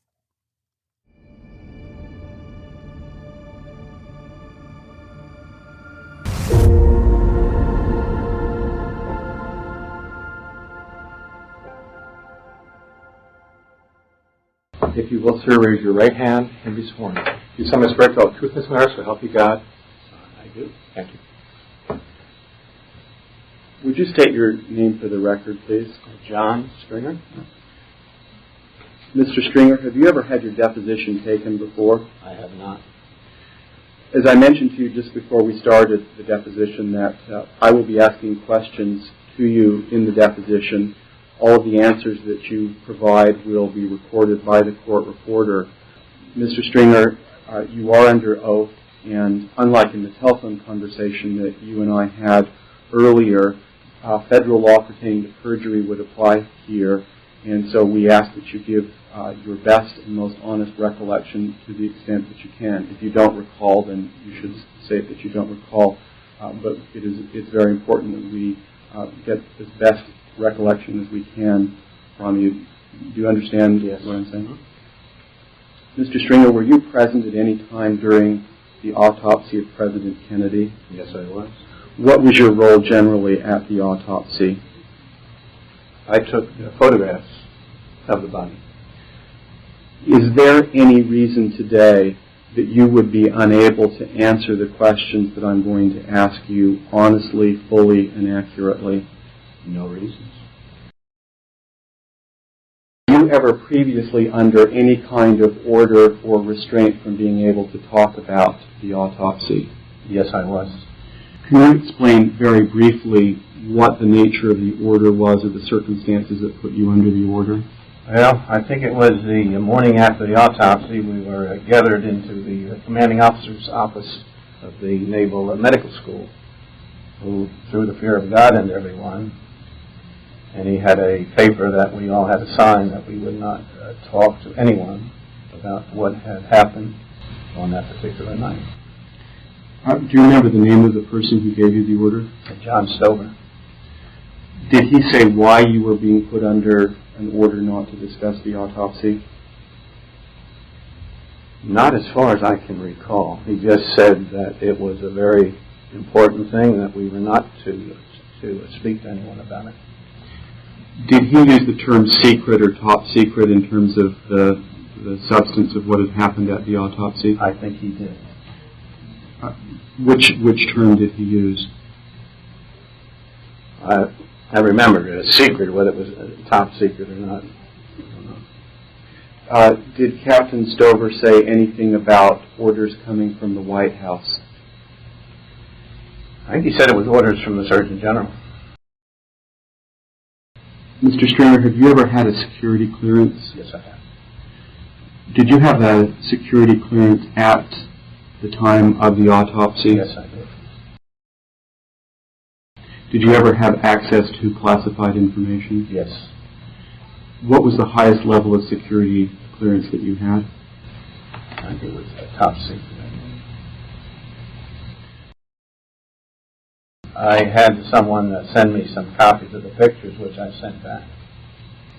Do you remember who it was who sent you a copy of the pictures? Livingstone. Is it Harry Livingstone? Is this? They were in black and white. Mr. Stringer, have you spoken to anyone about the fact that you would be having your deposition taken today? Only my wife. Would it be fair then to say that you didn't speak to anyone other than your wife, about the substance of the deposition or anything about the autopsy? That's correct. Have you ever received any instructions from anyone affiliated with the United States government about statements that you should or should not make regarding the autopsy, other than the order not to discuss the autopsy? No. I was at one time, I was told that I could talk to a Dr. Latimer when I was under that order.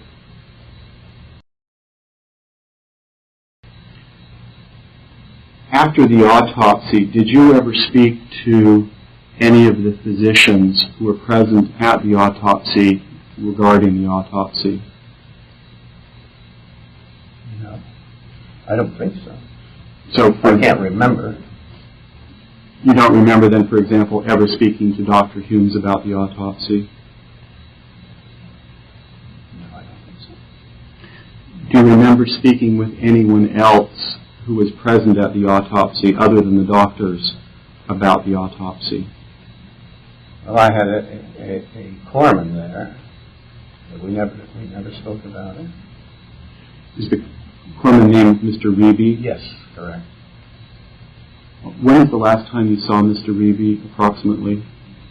Well, when he graduated from the photo school there. I haven't seen or heard from him since then. And that was soon after the autopsy, I believe. So that would be the early to mid-60s was the last time you saw Mr. Reeby? Yes. Is that correct? Do you recall that you and I had a telephone conversation a few weeks ago? Yes. Other than that conversation, I'd like to find out what other times you have spoken to officials of the U.S. government about the autopsy. And let me go back and ask, did you ever speak to anyone about the autopsy during the time that the Warren Commission was in existence? No. So you then never testified to the Warren Commission? No, that's correct. Would it be fair to say then that you had significant amount of experience in autopsy photography as of 1963? Yes. Do you know of anyone in the Navy who had more experience with autopsy photography than you did as of 1963? Not as far as I can tell. Would the log identify the type of film that was used in the autopsy? Yes. Did the log identify the type of camera that was used in the autopsy? No, because at that time we only used the 4x5 graphic view camera, so we knew what was being taken. If it were just the movies, then it was written in there that it was done by motion picture. Did you at some time take motion pictures of autopsies?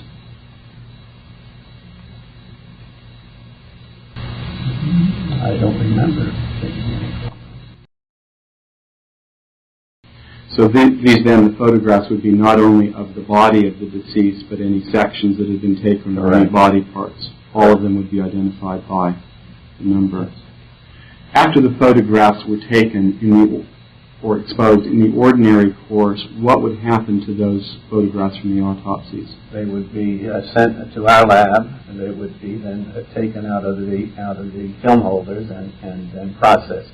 If it were black and white, it would be done in the black and white lab. If they were color, they would then go to the color lab. You had labs at Bethesda that could handle both black and white Correct. and color. After the photographs had been developed in the lab, would the fact that they had been developed in the lab also be recorded in the log that you mentioned earlier? Yes. In other words, this chip that we had on each of the jobs had on there what was it taken in black and white, how many prints were made, if they were black and white or color, and then it would also say who did it. What happened to the photographs after they had been developed? Were they kept at the photo lab or sent somewhere else to Bethesda? They were put in a jacket and filed in the photo lab office. And then when it's... And was it standard practice to show close-ups of a wound of entrance, whether it's a knife wound or a bullet wound? Well, here again, it would depend upon what the doctor told you to shoot. Mm-hmm. Basically, you are working for the doctor what he wants. Except when he sends a patient to the lab, and then on the chip, it just tells you what he wants. But when you're in the operating room or in the morgue or something, you're basically under his control. Mm-hmm.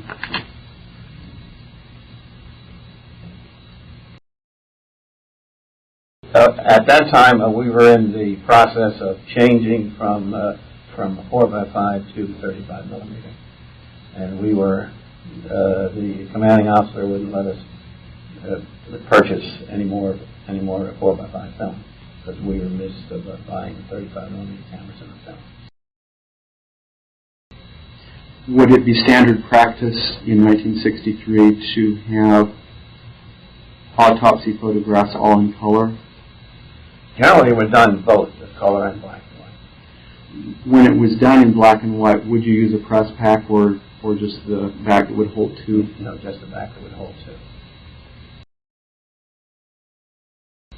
It was your personal preference, though, then to use the graphic view camera? Is that fair or some other explanation? No. When I used it at the autopsy, yes, I used the camera that was on the tripod. That's what you would always use? Yes, the camera that was on the tripod. Okay. Does that mean that, could the Calumet camera go onto the tripod? Yes. Okay. So in some instances there may be the Calumet and you would use that, in some instances the graphic view. That's correct. Did the photo lab have a Graflex camera in 1963? Yes. You mean the kind you look down at? Yes. Yes. Approximately. But it was never used. Okay. It was used before that. It was an antique. Okay.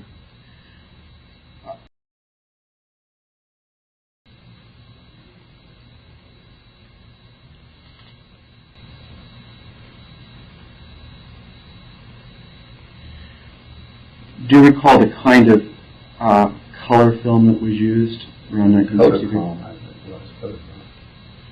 Kodachrome or Ektachrome?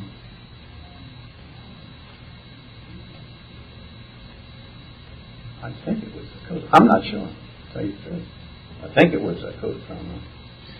Did the lab have the capability of processing Kodachrome film in 1963? Yes.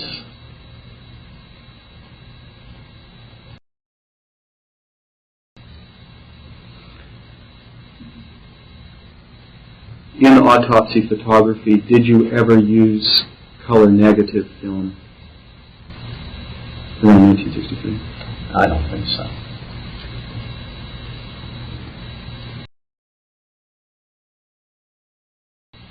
What I'd like to do is to take a short break now, and I'd like to show you a document which I'll identify for you. You can take some time to take a look at it.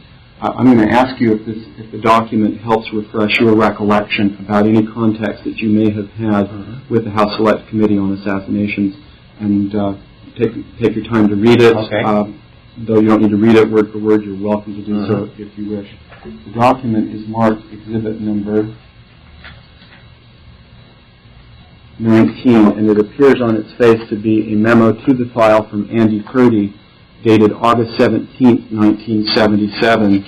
It is a 17-page memorandum, and I would like to draw Mr. Stringer's attention particularly to pages 9 through 17 of the document. Take a short break.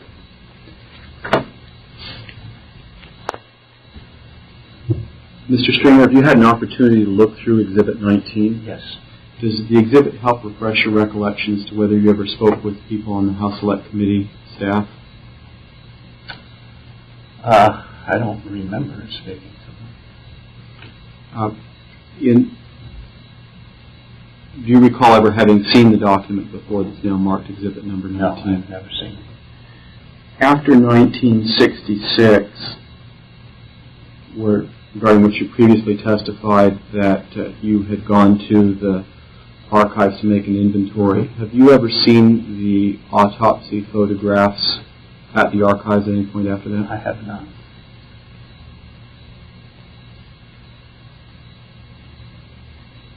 Not that I can recall.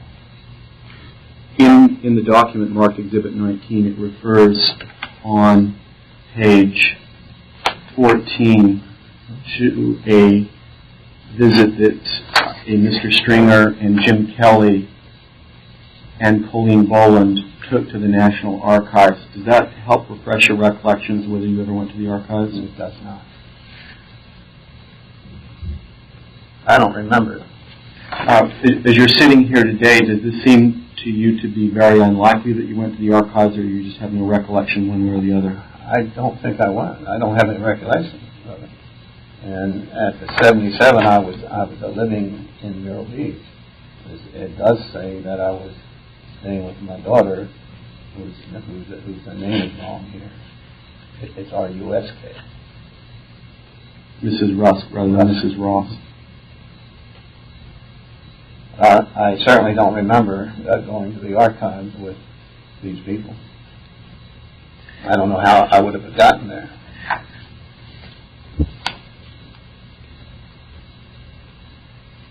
Do you believe that if you had gone to the archives in 1977 to look at autopsy photographs that you would probably remember that as you're sitting here today? I would think I would.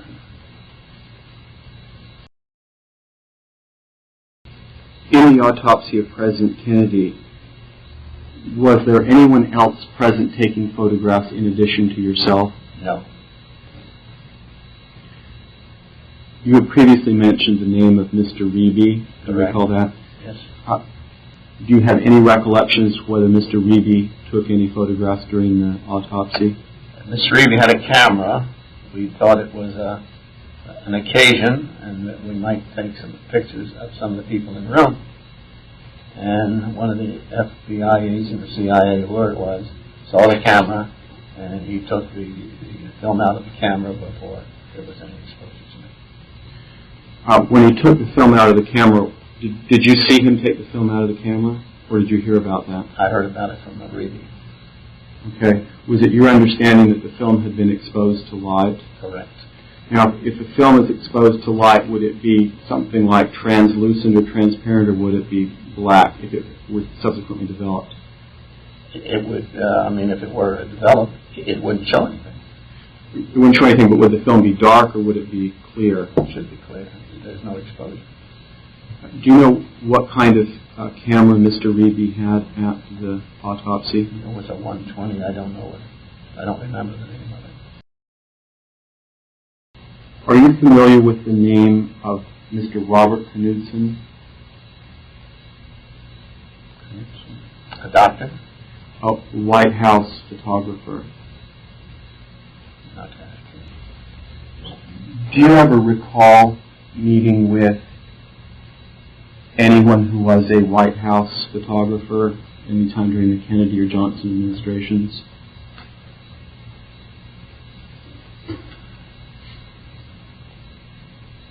Meeting? Meeting or knowing or conversing with any White House photographers? I know they had a photographer at the White House, but I don't remember it. Is the name Knudsen familiar to you at all? I knew a Dr. Knudsen, but if I ever met him, I don't remember him. Okay.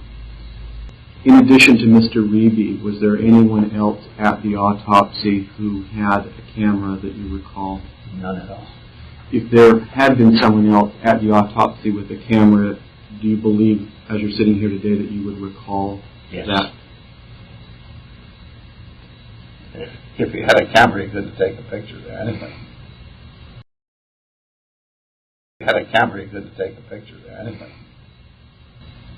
Other than Mr. Reeby, was there anyone else at the autopsy who was assisting you in taking photographs? No. Was the lighting that was normally in the morgue at Bethesda sufficient for taking autopsy photographs? No. What did you take with you to the autopsy We had speed lights. Can you explain briefly what a speed light is? Well, it's like a flash, and you press it along with the camera. It's synchronized, and it exposes it. By the way, with respect to exhibit number 19, do you have any understanding or idea of how that document might have come into existence, or why there would be references to a Mr. Stringer? No. Does it surprise you to see exhibit 19? Yes, it does.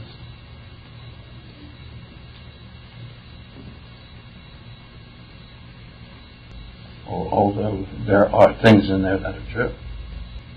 Without your answer to this being necessarily exhaustive, are there other things that stood out in exhibit number 19 as being incorrect?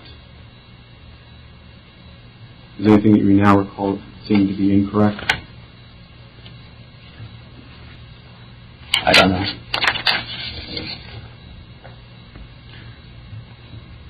I'd like to show you a document that has been marked as exhibit number MD80. Could you take a look at that document and tell me whether you've ever seen that previously?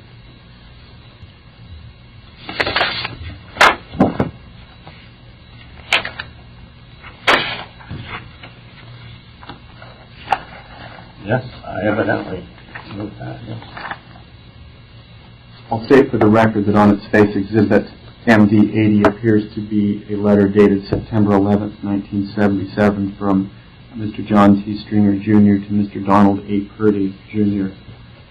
Mr. Stringer, do you have any recollection of having written the letter? I guess I must have. That was in 1977.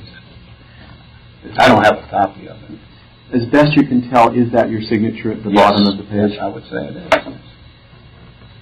Does the letter help refresh your recollection about any contacts, even through writing, that you may have had with the House Select Committee on Assassinations? Well, evidently this was from them, but I don't even. I mean, this is bringing back the memories, but I don't remember. Does exhibit number 80 refresh your recollection as to whether you may have met with anyone on the House Select Committee staff? I don't remember meeting with anyone on the House Select Committee. You mean physically, face-to-face? Yes. Do you recall going to Washington at any time during 1977? I generally went up to see my kids, yes. But I don't remember going down with anybody to see pictures. In Exhibit 19, there are a couple of references which I have recorded as being on pages 11 to 12 and 16 that state that you did not take color photographs, or excuse me, you did not take black and white photographs at the autopsy. Are those statements correct or incorrect? I'll note on pages 11 to 12, it's right at the end of the page. Well, I don't know whether I did or not, but I think I did when I see all this. You think that you did? Took some black and white. When you say see all of this, what are you referring to? Well, seeing what was said back in those days. You're referring to Exhibit 19?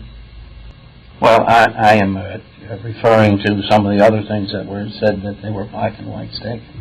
Okay. If we had the chip from the thing, it would say how many films were taken.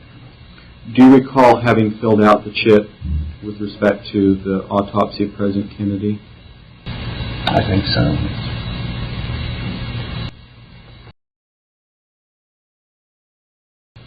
Could you look at the top of page 16?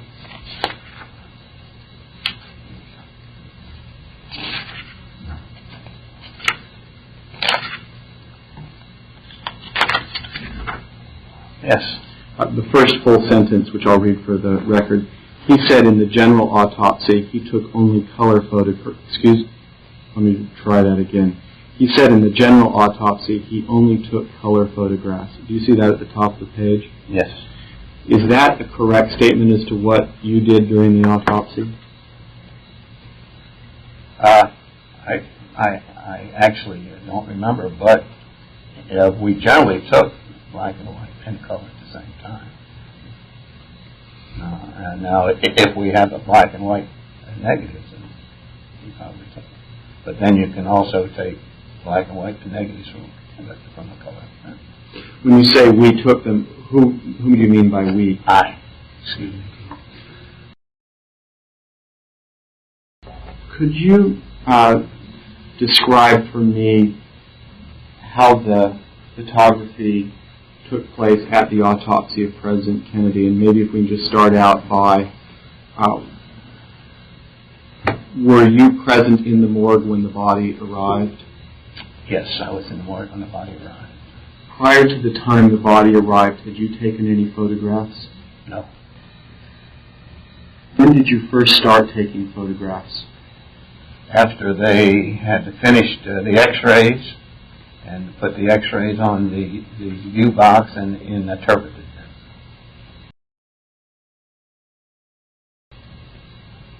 Do you remember approximately how much time there was between the time that the body was taken out of the casket and you began to take photographs?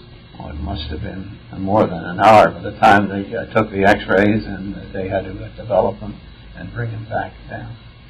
Do you recall what kind of casket the body arrived in? It was a metal casket. What color was it? I think it was sort of a brownish. Do you remember what kind of lid it had? One that opens. On hinges? Yes. What was President Kennedy's body wrapped in, if anything, when it arrived? It was wrapped in 2 sheets, one around the head and one around the body. These were cloth sheets, plastic sheets? Yeah, they were just like off of a bed, hospital sheets. Once you started taking photographs, did you take all of the photographs all approximately at the same time, or did you take photographs throughout the autopsy? Well, it was throughout the autopsy. You mentioned previously that the photographs were in 2 to a pack. Is that right? Yes, when you, a film holder. To a film holder. When you pulled out a film holder from the camera, what did you do with it? I held it in my hand because it's silver when it's not exposed, and then when you expose it, then you put the black side in, and you take it out, turn it over, and put the other side in. Okay. And when you had the film holder in your hand with exposed film, what did you then do with the film holder? I gave it to the agent or to Levy, to someone, and they took it, and they put them in a box, because they did not want anybody else to have them. When you say they, you're referring to? Either Secret Service or CIA or whoever it was.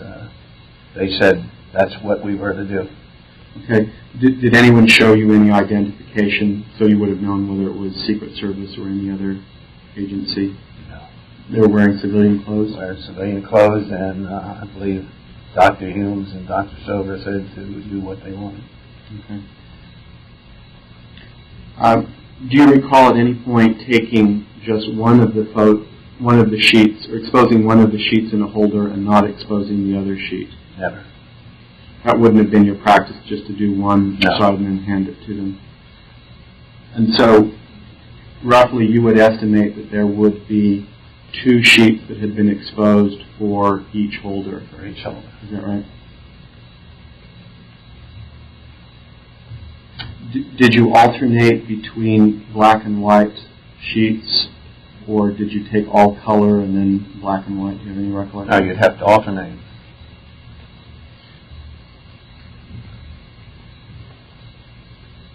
Did you take any exposures that would show the full length of the body of President Kennedy? Yes. So it would be from head to toe, Yes. from the side? From above. From Shooting down. Okay. Did you take any that would show the full length of the body from the left side or the right side? I don't remember. Is it difficult with the size lens that you have to take a photograph of the entire length of the body in the room, in the morgue? You get that far enough, high enough, you can do it, yes. So that didn't present any No. particular difficulties. Did you take any photographs of the head before scalp was pulled down? Yes. Did you take any photographs of the head after scalp had been pulled down or reflected? Yes. Did you take any photographs of the body before Y incision? Yes. Did you take any photographs after there had been a Y incision? We took the pictures of the insides, yes. What kinds of pictures did you take of the insides? What they told us to take. Do you have any recollection now as to what those? Well, there was some in the interior, a shot up around the neck, and down around the adrenals. Did you take any photographs of organs after they had been removed from the body? Not that I can recall, no.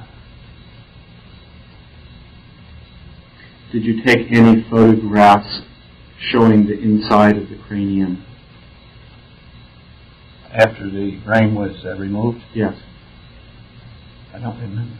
I know we did it with the brain in there. Seems to me we did that. It's vague. Did you see metal or any other kind of probes being used during the autopsy? Yes. Did you take any photographs with probes in the body? Not that I can recall. Were any probes put inside the cranium? I don't think so. I think it was primarily in the neck area. Was the probe put into the neck, or did it come out of the neck? It was put into the back. The back of the body, and then did the probe come out the neck? No. So when you're referring to the neck, you're referring from behind? From behind. Is that right? Did you take any photographs with the president lying on his back? Yes. Did you take any photographs with the president lying on his stomach? I think so. Did you take any photographs with the president in a seated position? Yes. From the back. Would his body then have been roughly at a 90-degree angle, so with his head? Well, a little bit less than that, yes. But it was held up. Basically, his trunk would have been vertical, Yes. with his legs still straight. Go ahead. Do you remember what you were photographing when the president was in a seated position? On some things on the back, some openings, sort of. On the back of his, in the back of his head, or the back of his body? Well, from the neck down. Neck, yeah. Below the neck. Did you yourself take any roll film out and expose it during the course of the autopsy, or No. or for any film taken No. that night? We did not use roll film. The only one was in the camera that Reeve had that was exposed by someone from the Secret Service. The camera that you mentioned earlier? The 120. That's the only roll film that was in there.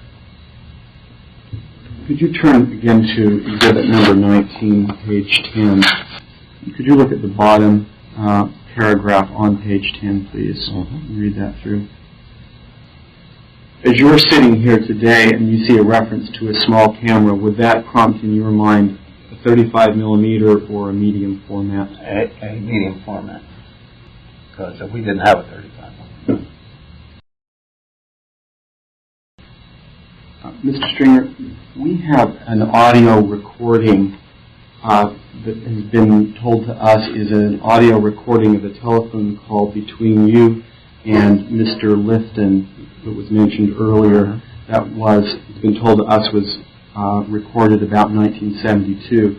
We'd like to play some excerpts of it for you, see if it helps refresh your recollection, whether you can identify, whether you can verify that the conversation took place or not.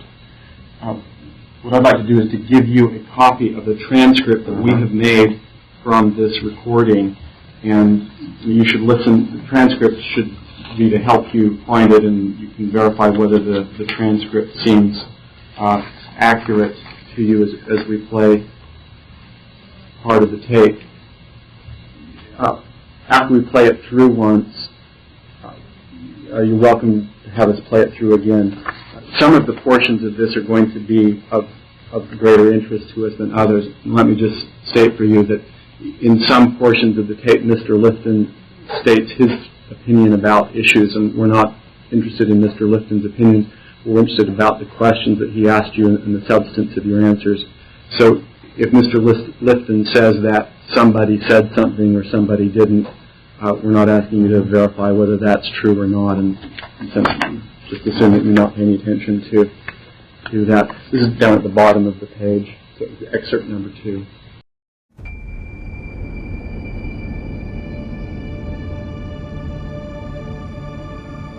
Thank you for listening to episode 81 of JFK, The Enduring Secret.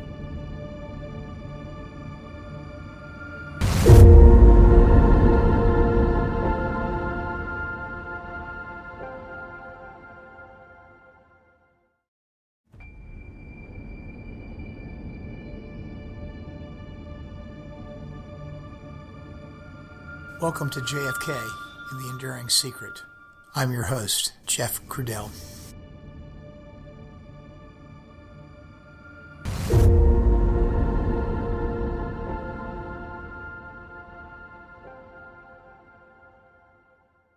Hello, everyone, and welcome back to the podcast. Today's episode is episode 82, and it's a continuation of what we started in episode 81, listening to the interview of John Stringer, the official autopsy photographer.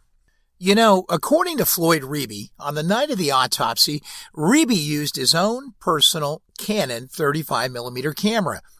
He claims he took 20 exposures using it, and he also claims that he exposed 2 12-packs of 4x5 film using a Speed Graflex camera. Stringer confirmed that Reeby had access to a Speed Graflex camera at Bethesda. But here's the thing. How could Stringer not remember this? How could Stringer sit there and claim that Reeby took no photographs of the president's body that night? Explicitly state under oath that he believes that Reeby's recollection of this set of facts, that Reeby took those photographs that night of the president's body, that these assertions by Reeby are just plain incorrect. Well, the truth is that someone is lying here. Either Reeby or Stringer, but probably not both. I'm sorry. These are just not things you forget in life.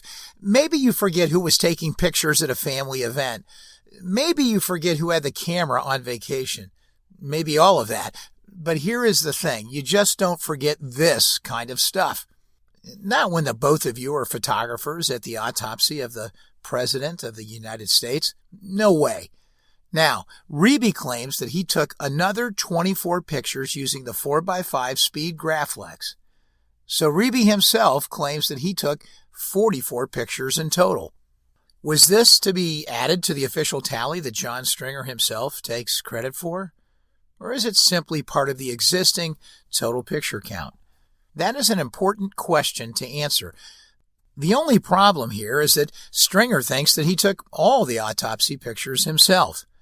If that is true, if all photographs in the official tally were taken by Stringer himself, if that is true, and that official tally is currently 53 pictures, well, then some pictures are missing. When you add Reeby's 44 additional photographs that he claims he took, if they are truly incremental to the official tally, you should have an adjusted official total of 97 pictures. Now, perhaps you subtract the roll of film that the Secret Service decided to expose and destroy from the 120 or 35mm camera as it may.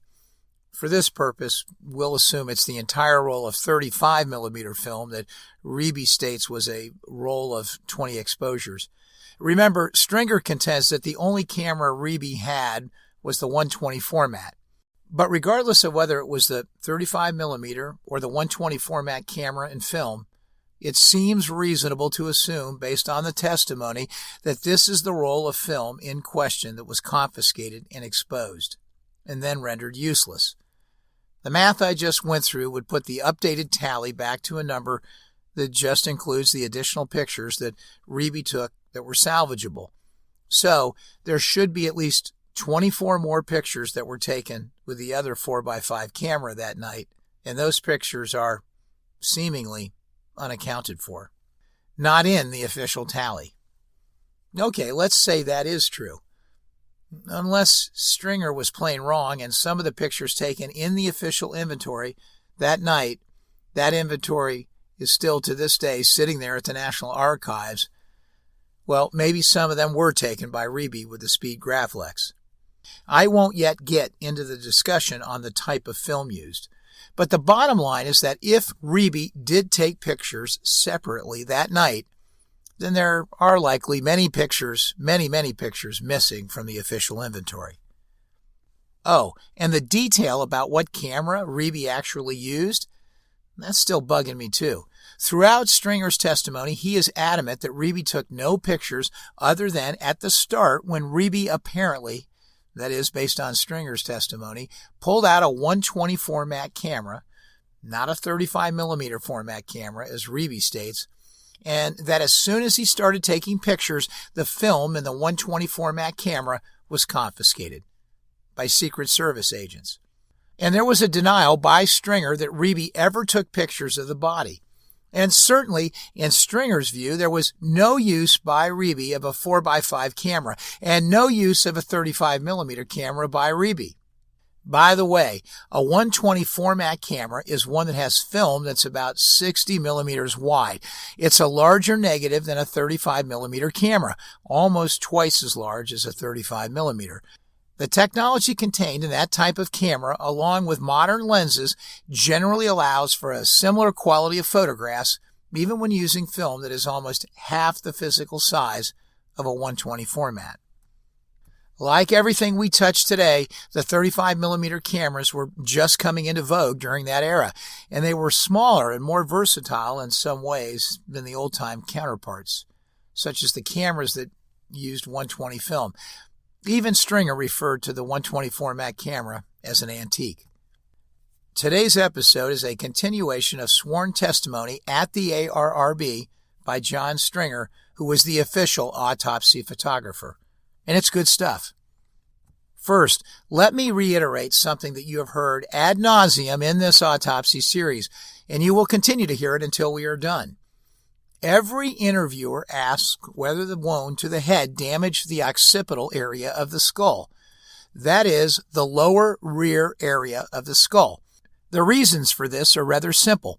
A large wound in the lower portion of the rear of the head would almost certainly indicate a shot from somewhere in the front and above, with the bullet entering higher up in the front of the head and then traveling at a downward angle as it traversed the president's head and then exited. Well, blew out the lower rear of his head, actually. That was logical and intuitive. A small entrance wound in the front and a large exit wound in the back.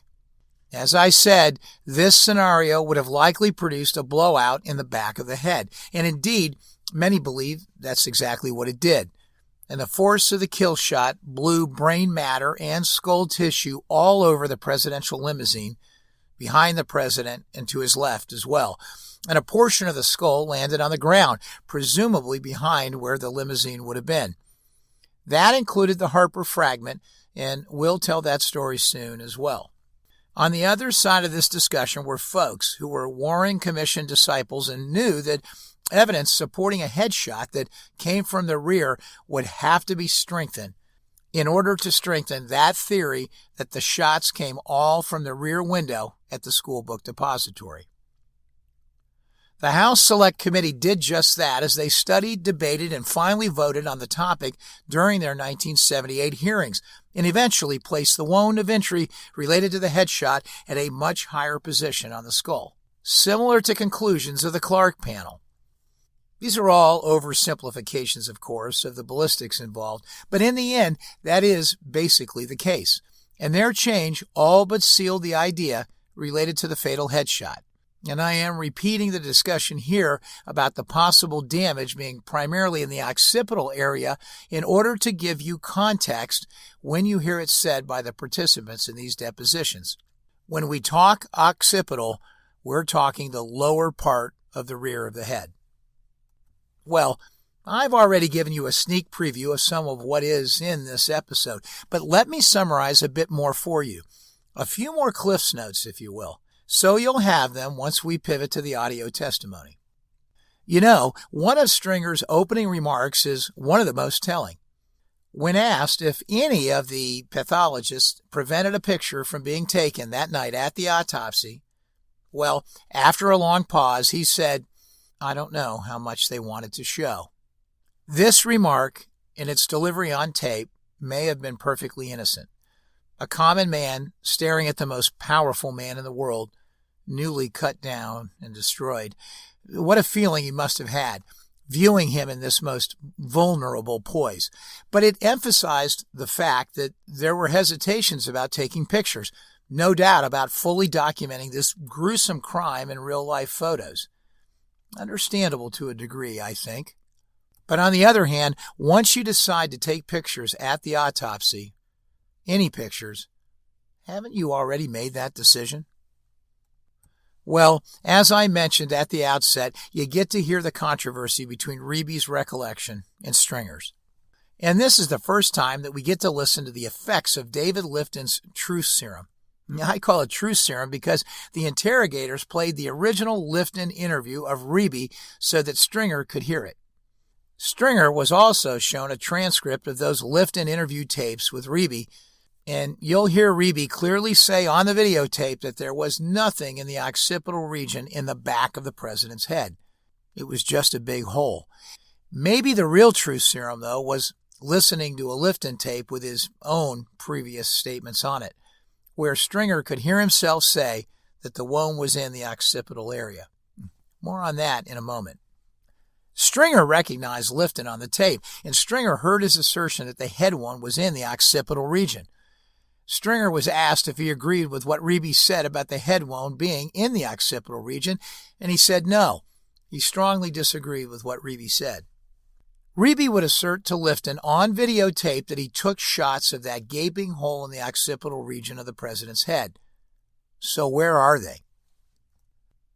After watching the videotape of Reeby, Stringer was also asked point blank, did Reeby take pictures of the president's body during the autopsy? And Stringer flatly answered no. Reeby did not. It was a clear and unequivocal answer. No, he did not.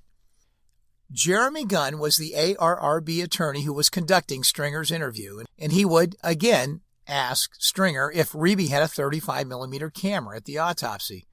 The answer was again no. Now, once again, as I said earlier, just like the story of the X-rays, these two men were the two men among the universe of men attending an event of the century, and each of them telling very simple but diametrically opposed stories. About a very simple thing, by the way. One man says he had 2 cameras and took pictures at the autopsy with them, and the other says that the man did not have either of those 2 cameras and that he took no photographs of the president. One of these assertions by one of these men has to be false, and one of these men has to be lying. And maybe under oath if it's Stringer. We haven't heard Reeby's sworn testimony yet. Why all the lies, I thought, as I sat and listened to this tape of Stringer's testimony and Reeby's interview with Lifton being replayed. At some moment in the middle of listening to this, I just decided I had had enough that day with the lies. I know this was a traumatic experience and frightening experience for both of them, but you know, there are so many lies, so many of them in the story of the JFK assassination. Who is telling the truth here, I wondered. Even as my disgust began to build somewhat for the both of them, I would think to myself, was Reeby lying really just to find fame, or was it Stringer that was lying here, just lying to avoid harm? I guess the former is worse in a sense, but it's not clear who is committing the crime. So no conclusion yet. But really, which was worse? The silly aspirations caused by one man's search for his 15 minutes of fame, or being so afraid that you can't actually tell the truth? Was Stringer so afraid that he felt the need to run away from the truth? For one thing, you would think being in the armed forces would give you something more besides just loyalty, and that one thing being courage. But I guess he was just afraid to deviate, and he was probably given an order by a superior. And he himself said that they put the fear of God in all of them. Look, he was a photographer, not a Navy SEAL. I don't know which of those stories is true, but the truth is that one of them was likely to be lying.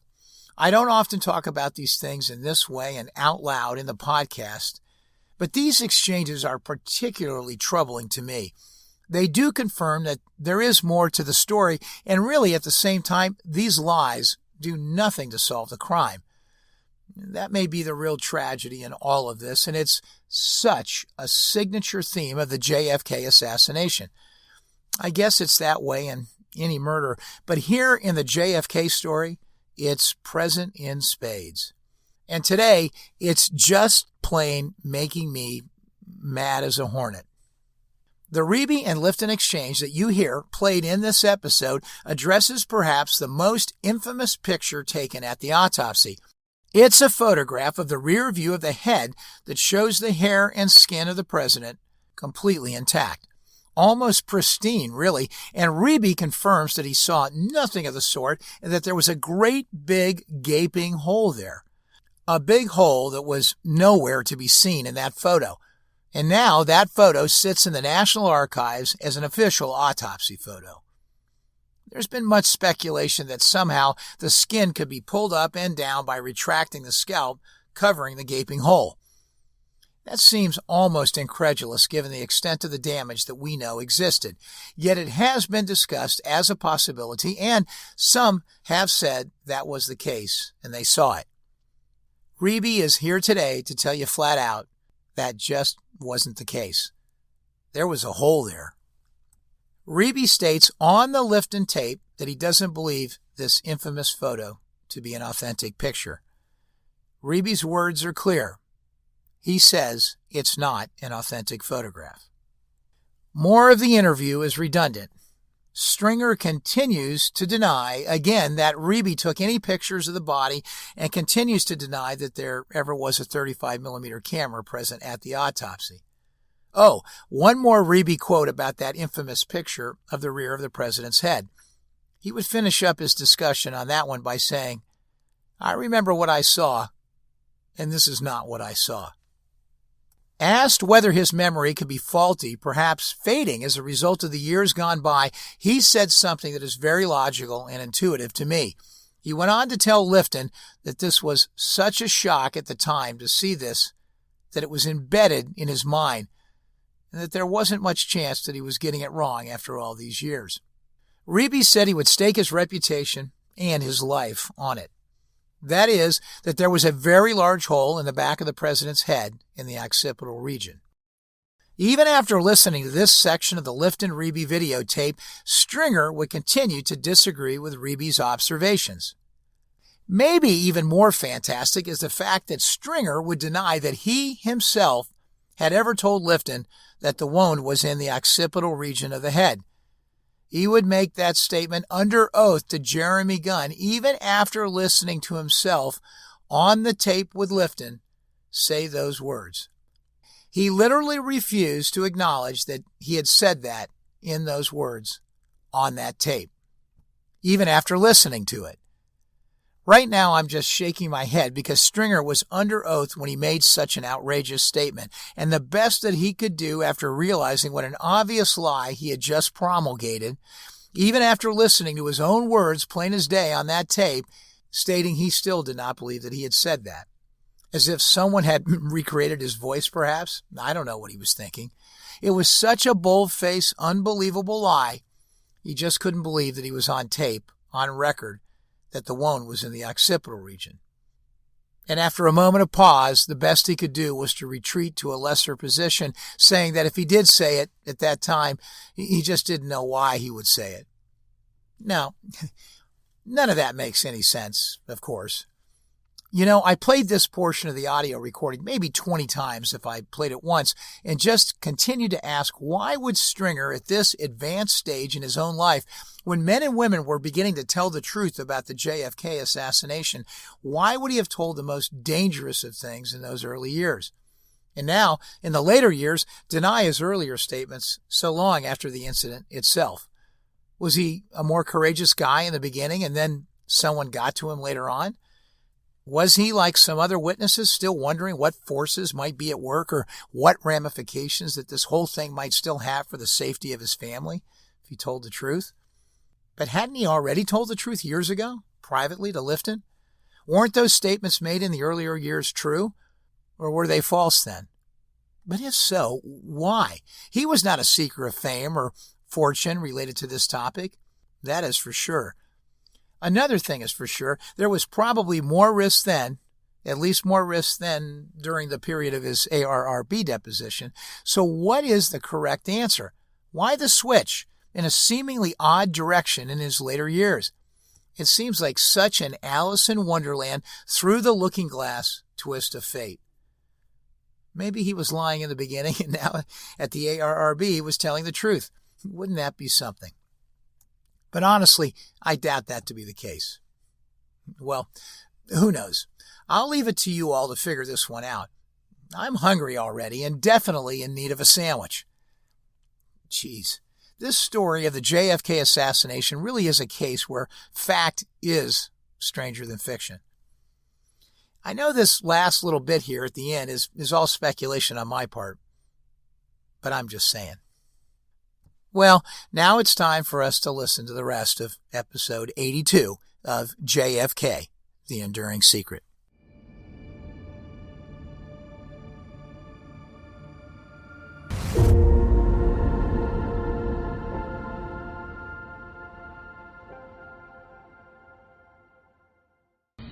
In terms of standard autopsy procedure, would it have been standard procedure to take a close-up photograph of any wound that was identified as a possible entry wound? Yes, but here again, whatever they told us to take, I took.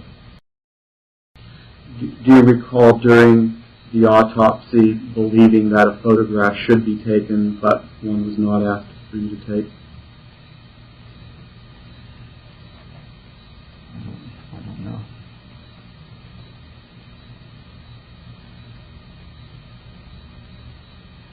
I don't know.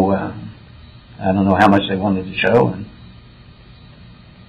but they told us what to take, and we took it. When you say they, whom are you referring to now? Dr. Humes was primarily, Dr. Boswell, and Dr. Fink. Did you have the sense at some point that Dr. Humes did not want you to take a photograph of the back of the head with the scalp reflected? No, I didn't have it. Mr. Stringer, I'd like to show you some videotape of an interview between Mr. Lifton and Floyd Reeby. And I can say to you that yesterday I spoke with Mr. Reeby by telephone about this interview, although I did not discuss any very specific portion of the interview. I asked him generally whether the statements in the interview were correct to the best of his understanding, and he said yes, they were, and that he was prepared to testify to that under oath. So I'd like to show you some of those. Because of the way that it's located on the videotape, we're going to show you one of the last portions of the videotape, then return and show you some earlier portions. I have, once again, a transcript of the videotape, if that would help you hear it, although this is much clearer than the telephone conversation that was recorded. Mr. Stringer, were you able to see the videotape? Yes. Did you see the circle that Mr. Reeby drew on the photograph of the back of the head? Based upon your experience in anatomy, would it be fair to say that the circle that he was drawing on the photograph of the head was principally in the occipital region of the head? Okay. Can we go back to page 11 off the record? Mr. Stringer, I'm about to show you part of a videotape that is recorded on transcript between pages 11 and 13. It starts on the videotape timer at 11:30. Hold off for just one moment. That's not. Which one? The document I'm going to show you is a transcript of the videotape, the authenticity of which has not been independently verified. The portion that we're going to be turning to is page 11, and we will be starting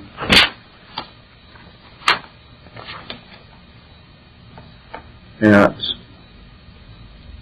portion. We'll actually start a little bit before, but here's where we're going to be particularly starting to pay attention. Okay, if we can go to the videotape.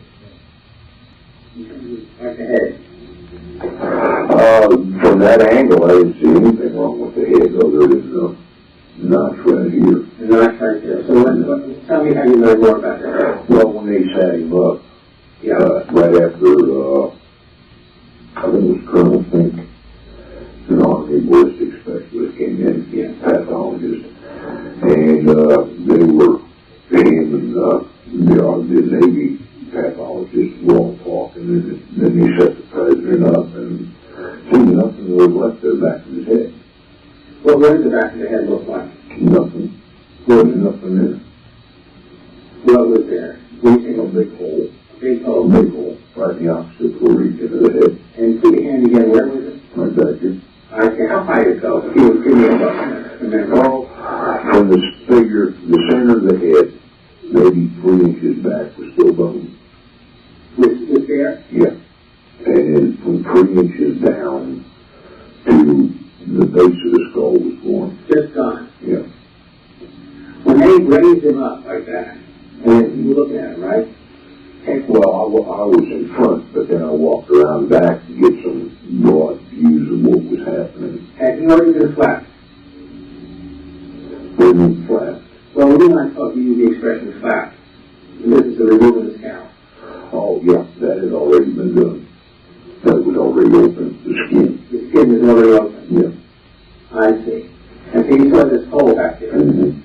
So it looked like, can you tell me, you say it looked like a hole or what? It looked like a hole, yeah. It looked like it was just blown away. Just blown away. Mm-hmm. Okay, so you really care when you tell...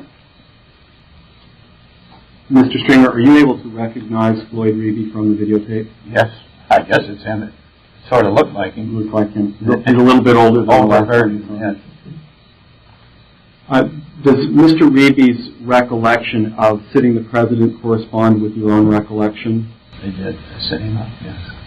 Mr. Reeby, as I'm sure you heard, referred to the wound being in the occipital region. Did you hear that?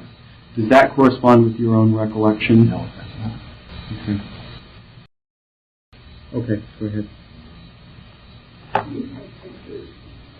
This area on the back of the head. Yes. You just... Long shots. Now, Mr. Stringer was doing all of the close-up photography. And you were doing the long shots? Right. Okay. That's anything from 3 feet or more away. And you did take pictures showing the back of the head? Yes. Blown out? Yes. So, let me just put it so you will be saying it to our camera. Can you just tell us what kind of pictures you took of the back of the head? Well, I took several color 4x5 shots, and then I switched to my 35, which I had a small telephoto lens on it.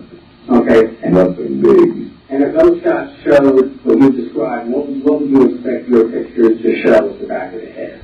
That there was a gaping hole there. So you took pictures showing a gaping hole? Right. At any time, did you or anybody assisting you lift up scalp or put scalp in place to prevent us from seeing the gaping hole? No, not that I know of. So you at no time lifted anything up to obstruct the hole? No. So you would expect your pictures to show a gaping hole? Right. Okay, Doug. At the time you were the president,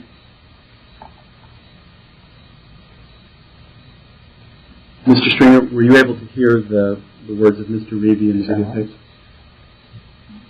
To the best of your recollection, did Mr. Reeby take any photographs of the president's body? No, he did not. Did Mr. Reeve, to the best of your recollection, have a 35 millimeter camera? No, he did not. There was only the one camera in the autopsy, 4x5. Previously, you mentioned that there was a camera that took 120, that used 120 film. On the back, yes. There was an adapter. Okay, so there was not a medium format camera, it was an adapter for a 4x5 camera. The only other medium was the one that he carried in which the film was destroyed. Okay, I'm interested in that camera that the film was destroyed on. What camera was that had been taken in? The just 135. The 120.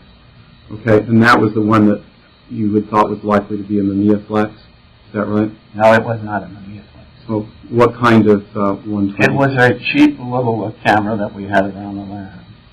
Okay. And so, if Mr. Reeve were to have taken any photographs of the body, it would have been with that cheap medium format camera? Yeah, but there wasn't any film. Okay. They took the film.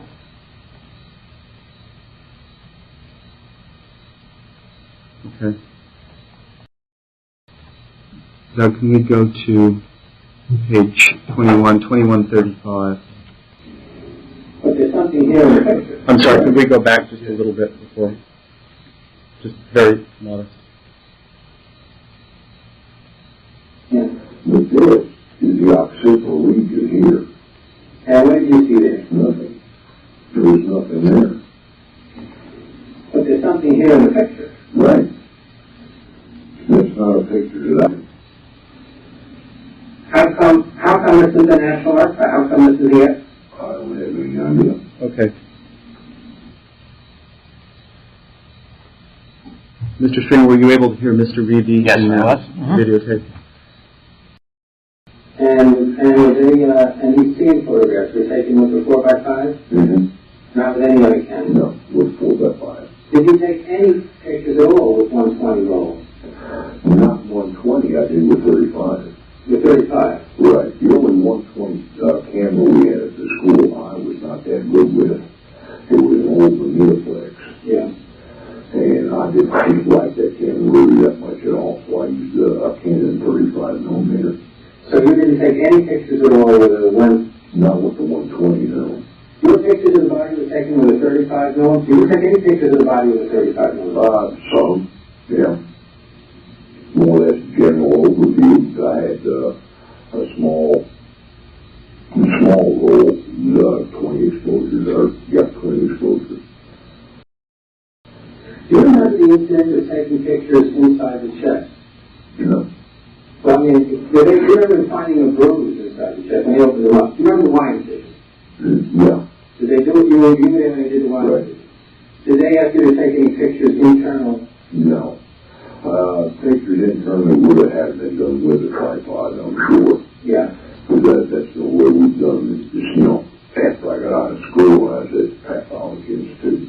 I always used a tripod because you have to take a time exposure. I think you weren't using the tripod. No, Mr. Springer got the tripod in it. Oh, what kind of wounds do they need your handheld work for? The Stringer's using the tripod. Just general overviews mostly. General overview. Right, Mr. Springer did the close-ups. Okay, but with the back of the head, you did those for Stringer? Mr. Springer did some. Yeah. He got the closer views. And I did from about him to the woman. Yeah. We swung the camera out of the way and I took a few shots with the big camera. And so the one you're using for the back? That showed the head. Yeah. And Mr. Springer showed just the immediate area. I see. And your camera that you did just the head with is 4x5? It was a 4x5 speed rack like that. Okay. So the 35 millimeter camera was used for what then? I did some general overviews, some pictures of the throat and the face, side views of the body. But how many pictures do you think you took that night? Well, I took 24 4x5s and one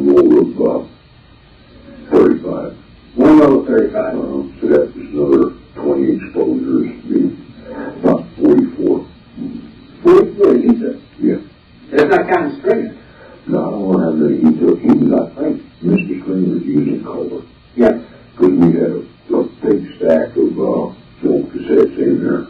Were you using color or black and white? Black and white. Black and white. Color on the 35. Okay, color on the 35. Right. So we have a complete collection of everything from that night, from what you and Stringer. They're supposed to be 35 millimeter film. Mm-hmm. No question about that. No question about that. You took 35 millimeter pictures. Yes. Hey, Doug.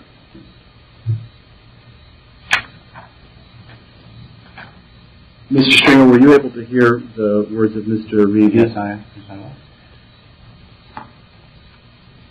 Mr. Reedy referred to his having exposed 2 12-packs. Does that refresh any recollection you have? Are you fairly confident that Mr. Reedy is incorrect about the 2 I don't 12-packs? remember him taking any pictures at all. The photo lab did have a speed graphic camera. Yes. So that is something that Mr. Reedy would have had access to. He had one that was assigned to him as a student, correct. Okay, and the 12-pack would refer to black and white negatives. And the 35 millimeter, he said, was a Canon. I don't know where that came from. The transcript will speak for itself. I think that he said that was his personal camera earlier. Mr. Reedy referred to his impression that one of the agents in the room was attempting to keep track of photographs. Does that correspond to your own recollection? Well, he was picking them up as they were exposed. Do you have any recollection other than picking up the holders after the film was exposed of anyone attempting to keep track of numbers? No, I gave them to Reedy. He gave me the film, I exposed it, and then I gave it back to him. He gave me another one to put in. And he gave them to the agent, whoever it was. Well, you would choose between the fact that this is real, this is an authentic picture, or the fact that it's been phony. Would you say it's... I'd say it's not an authentic photograph. Not one that I took or that I went down sure Mr. Stringer didn't take it. Because how do you know Mr. Stringer didn't take it? This looks all solid back here. Right. And you don't remember holding up a piece of scalp or something like that? So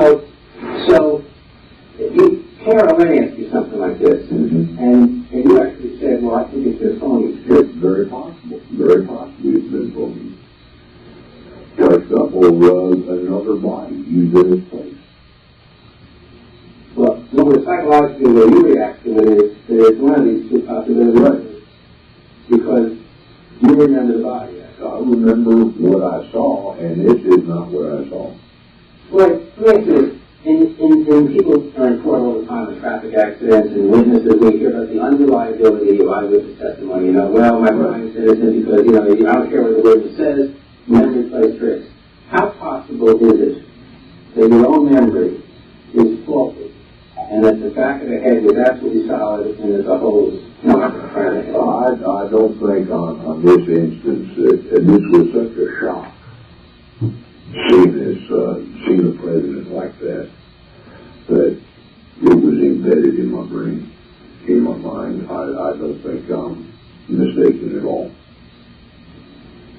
Would you make your life on it? What would you do? I'd say that no, that I bet my reputation and my life on it. That there was a hole? Yes. What? Tell me what you bet your life on. That there was a very large hole in the occipital region, this area right in here, in the back of the president's head.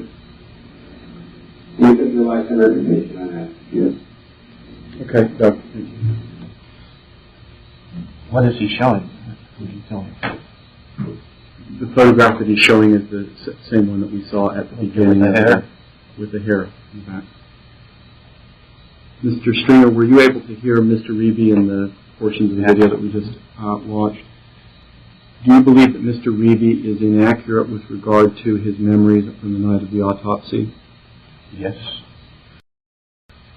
Mr. Reeby did employ the same term, occipital, that you employed in your conversation with David Lifton. Is that correct? That's correct. And if I said it, yes. Is there a question in your mind about whether you said that to Mr. Lifton? Yes, there is. In what way was there a question in your mind? I don't know why I should have said it if I said it. You also referred to, in the conversation with Mr. Lifton, to the injury on the back of your head, the part that you would lean up against the bathtub, without referring to occipital region. Was that incorrect as well? Yes, it was. And so your understanding also would be that the person who did the reconstruction work on President Kennedy's head, Mr. Robinson, would have been incorrect as well? I don't know about what he... I don't know. What I saw was the hair down. Once it was cut down, pulled back, I don't remember seeing a big hole there. No. I'd say he was wrong, too.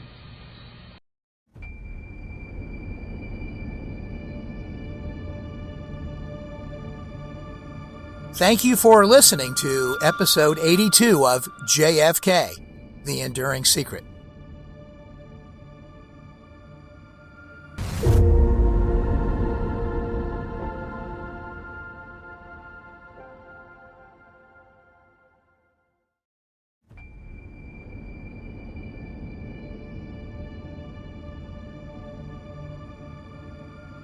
Welcome to JFK and The Enduring Secret. I'm your host, Jeff Crudell.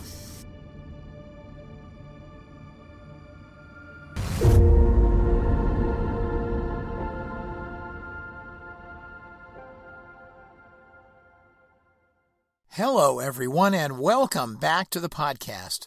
Today's episode is episode 83.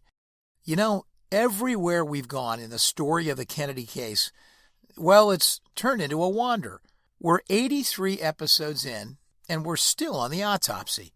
When I look back and I think about the work that we did around the Zapruder film, you know, it started out as something like a day trip to a museum.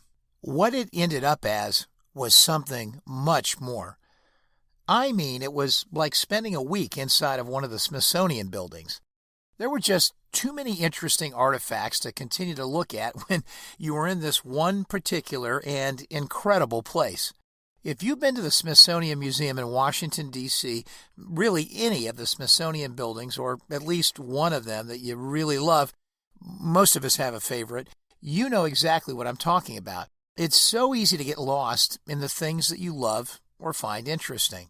Well, I can tell you that at the beginning of the current wander that we are now in the midst of, that is the autopsy, I really had hesitations in doing any work in this area. This was a Smithsonian building, so to speak, that I just didn't want to enter and maybe had some preconceived notions about too. You've heard that from me before. But you know, once inside, just like one of those Smithsonian buildings, once I entered, my curiosity and interest began to grow. I don't know, maybe it was for a myriad of reasons, but regardless, and like the previous Smithsonian experiences, when I finally leave the building, it may not top the list as my favorite, but it will still have been a worthwhile experience. I feel that way here. This wander is one that has been intellectually stimulating and has added to my own personal knowledge, curiosity, and wanderlust. And to me, it was, and continues to be, worth the wander. I hope it's been the same for you, and that you'll stay patient as we finish it up. We have a little ways to go, and some very interesting topics yet to come. Even though the photographs are one of the most important aspects of the forensics at the autopsy, I keep wanting to pivot away from John Stringer. Honestly, I am getting antsy to start covering Oswald so that we can learn more about who he was.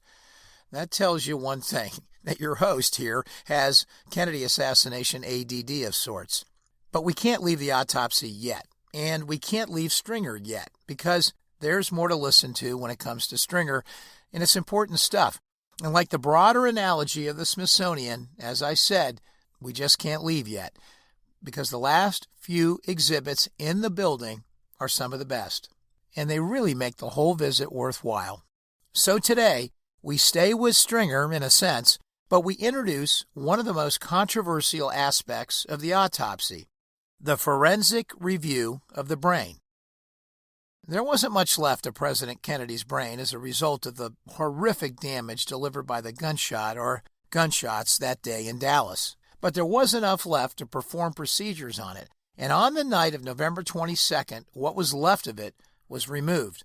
It was placed in a formalin fixer where it would await the return of the pathologist and the performance of a process called sectioning. One thing among other forensic procedures that are routinely applied under these circumstances. Sectioning can't be done right at the initial moment of the autopsy because the brain needs to remain immersed in the formalin fixer long enough to harden up. That then allows the examiners to precisely slice the brain into smaller sections, like the slicing of a loaf of bread.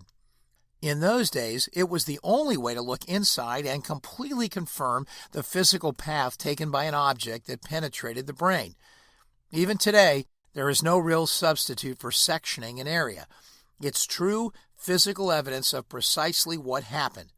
Although today, modern medical technology gives us 3D images that could locate and document the presence of metal particles and certain damage without sectioning. In 1963, sectioning the brain was the only true way to determine more precisely the three-dimensional path that the bullet or bullets, or in Kennedy's case, what appears to be bullet fragments, took once the bullet or bullets penetrated the skull, and then broke apart as they entered into and traveled through the brain. This work on Kennedy's brain was done by the pathologist sometime after the original autopsy that was done the night of the 22nd. The truth is, we're not sure exactly when. We'll get into that during this episode. The work that was supposedly done on Kennedy's brain was included in the supplemental autopsy report that we reviewed in a previous episode. This supplemental autopsy performed on the brain became the subject of an intense review by members of the ARRB staff in the late 1990s.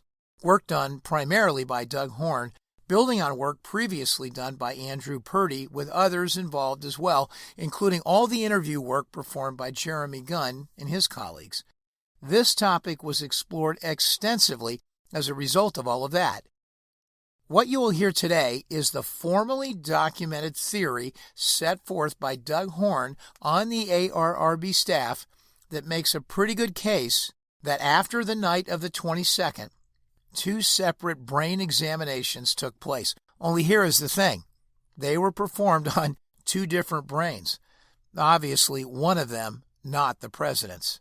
And the only reason something like this would have occurred is a circumstance where someone was trying to obscure the autopsy results and obscure what the actual review of Kennedy's brain was telling the forensic pathologists. So they didn't like what they saw in the first review, and so they found a second brain and performed a second review and used those results to record and support their findings. I know, this is fantastic stuff. But again, this is not coming from a far-out fringe assassination researcher.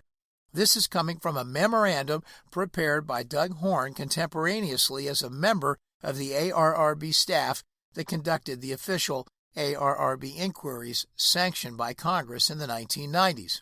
Yes, it was just an internal memorandum and it wasn't even addressed to anybody, but it clearly represents his thinking on the matter during that time frame.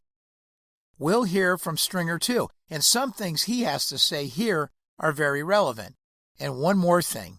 Generally speaking, keeping the original autopsy pictures out of plain view obviously helped to facilitate this sleight of hand for many years.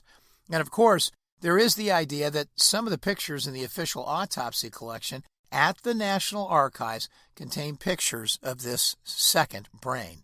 That they are, indeed, not pictures of President Kennedy's brain. Forgeries, then. That's where Stringer's testimony once again comes into the picture. But there were other evidential elements that led the staff to believe that this incredible hoax had actually taken place. We'll hear them today. Like I said, most of today's material is taken from an official internal memo written by Doug Horn while he was a member of the ARRB research and investigative staff. Thankfully, the work of the ARRB was probably the world's last, best opportunity and attempt to find the truth out about the JFK assassination during the conduct of an official government investigation. Most of the work was conducted about 35 years after the assassination and at a point in time when so many of the participants in the JFK assassination story were, by that time, already up in their years, if not already gone. Memory fade was certainly already a problem, but the research community and the public at large was really facing the reality that there weren't many years left to interview those who were really there in the moment. So what this group did was the last best effort by a very heroic group of people to whom the torch had been passed to in that decade. I have sometimes made a comment or two about what might have been asked at an ARRB hearing, something that should have been asked but wasn't. But believe me, I am entirely grateful for what was asked and done, for without it, we would not be so far along in our pursuit of the truth. And what you will hear today from Doug Horne is a great example of the advancement of truth around the autopsy, as far out and fantastic as the evidence might be. Oh, and one more thing. This is a long and involved episode, so I have turned it into a two-part miniseries. A miniseries inside of a miniseries, I guess.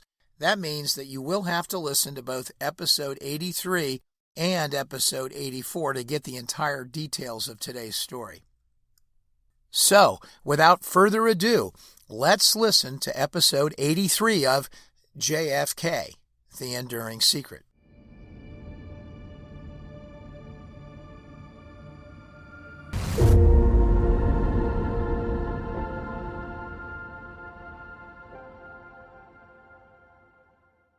Doug Horne worked on the staff of the Assassination Records Review Board, the ARRB, for the final 3 years of the Review Board's 4-year lifespan, from August 1995 through September 1998.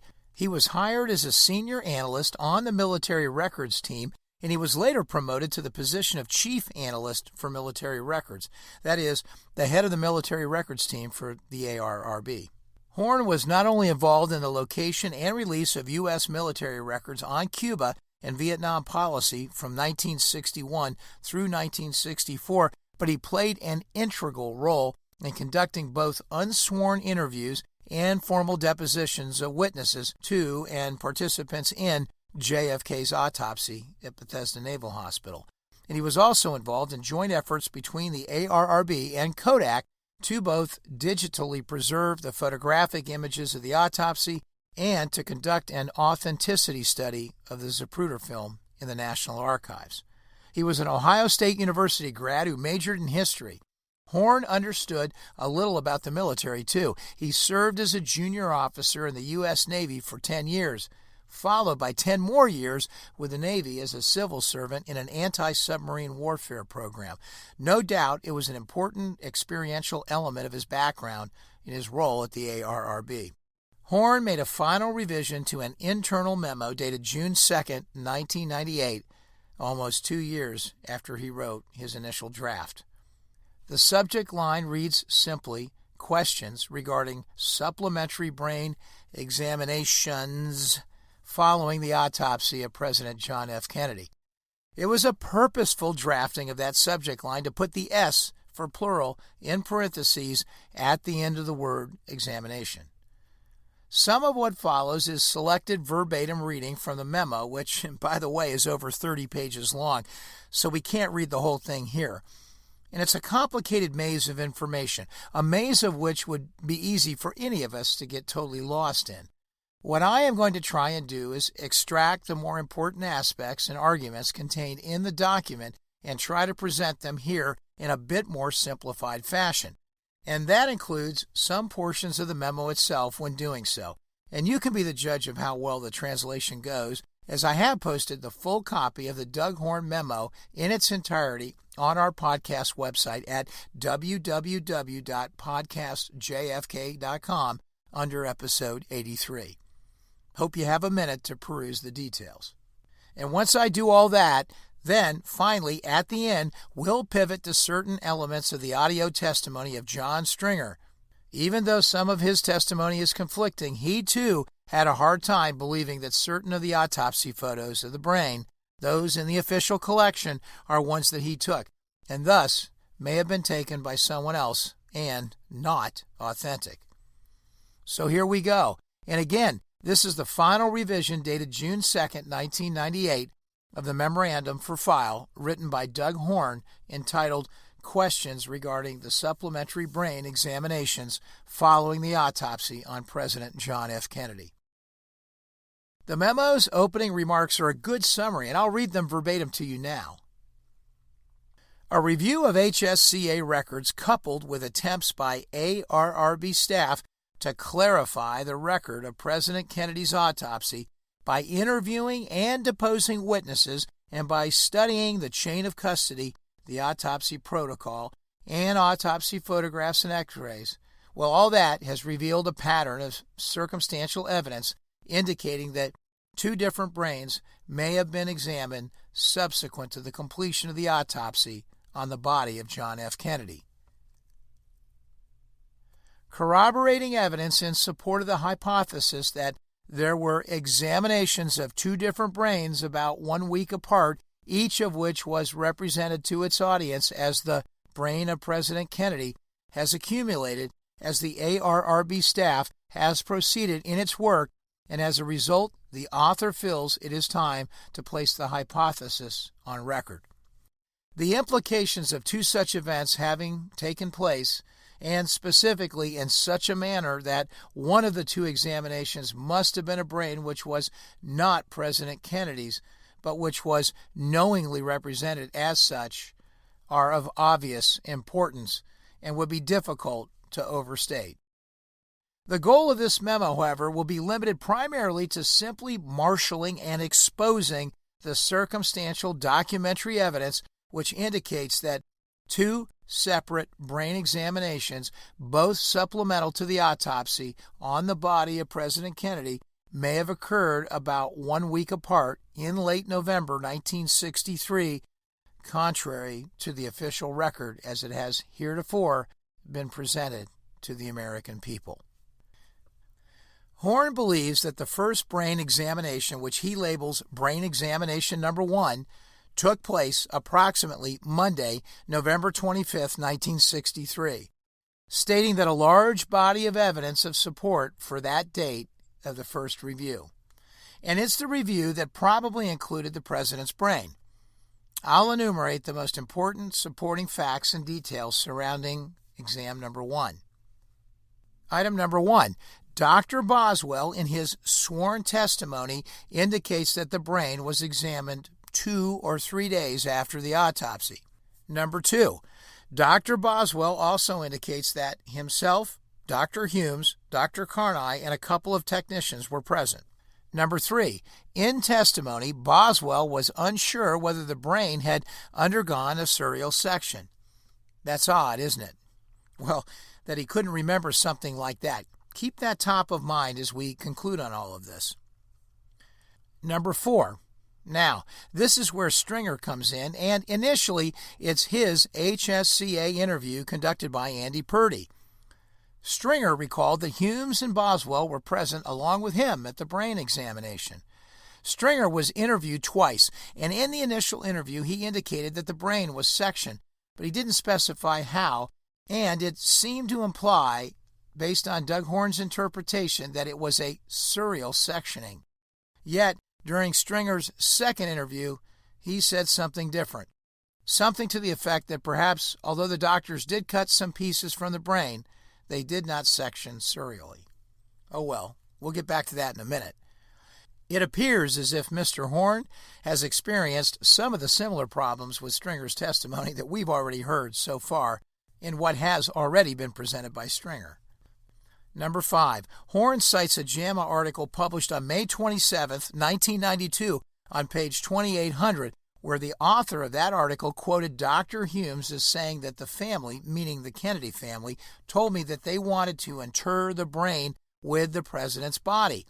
Since the president was buried in a sealed mahogany casket inside a heavy 3,000-pound vault permanently sealed with tar, and in a public gravesite at Arlington beneath the apparatus of an eternal flame, Horn believes that this statement attributed to Dr. Berkeley implies that Humes was pressured by Berkeley to perform the supplementary brain examination prior to the November 25, 1963 state funeral of President Kennedy.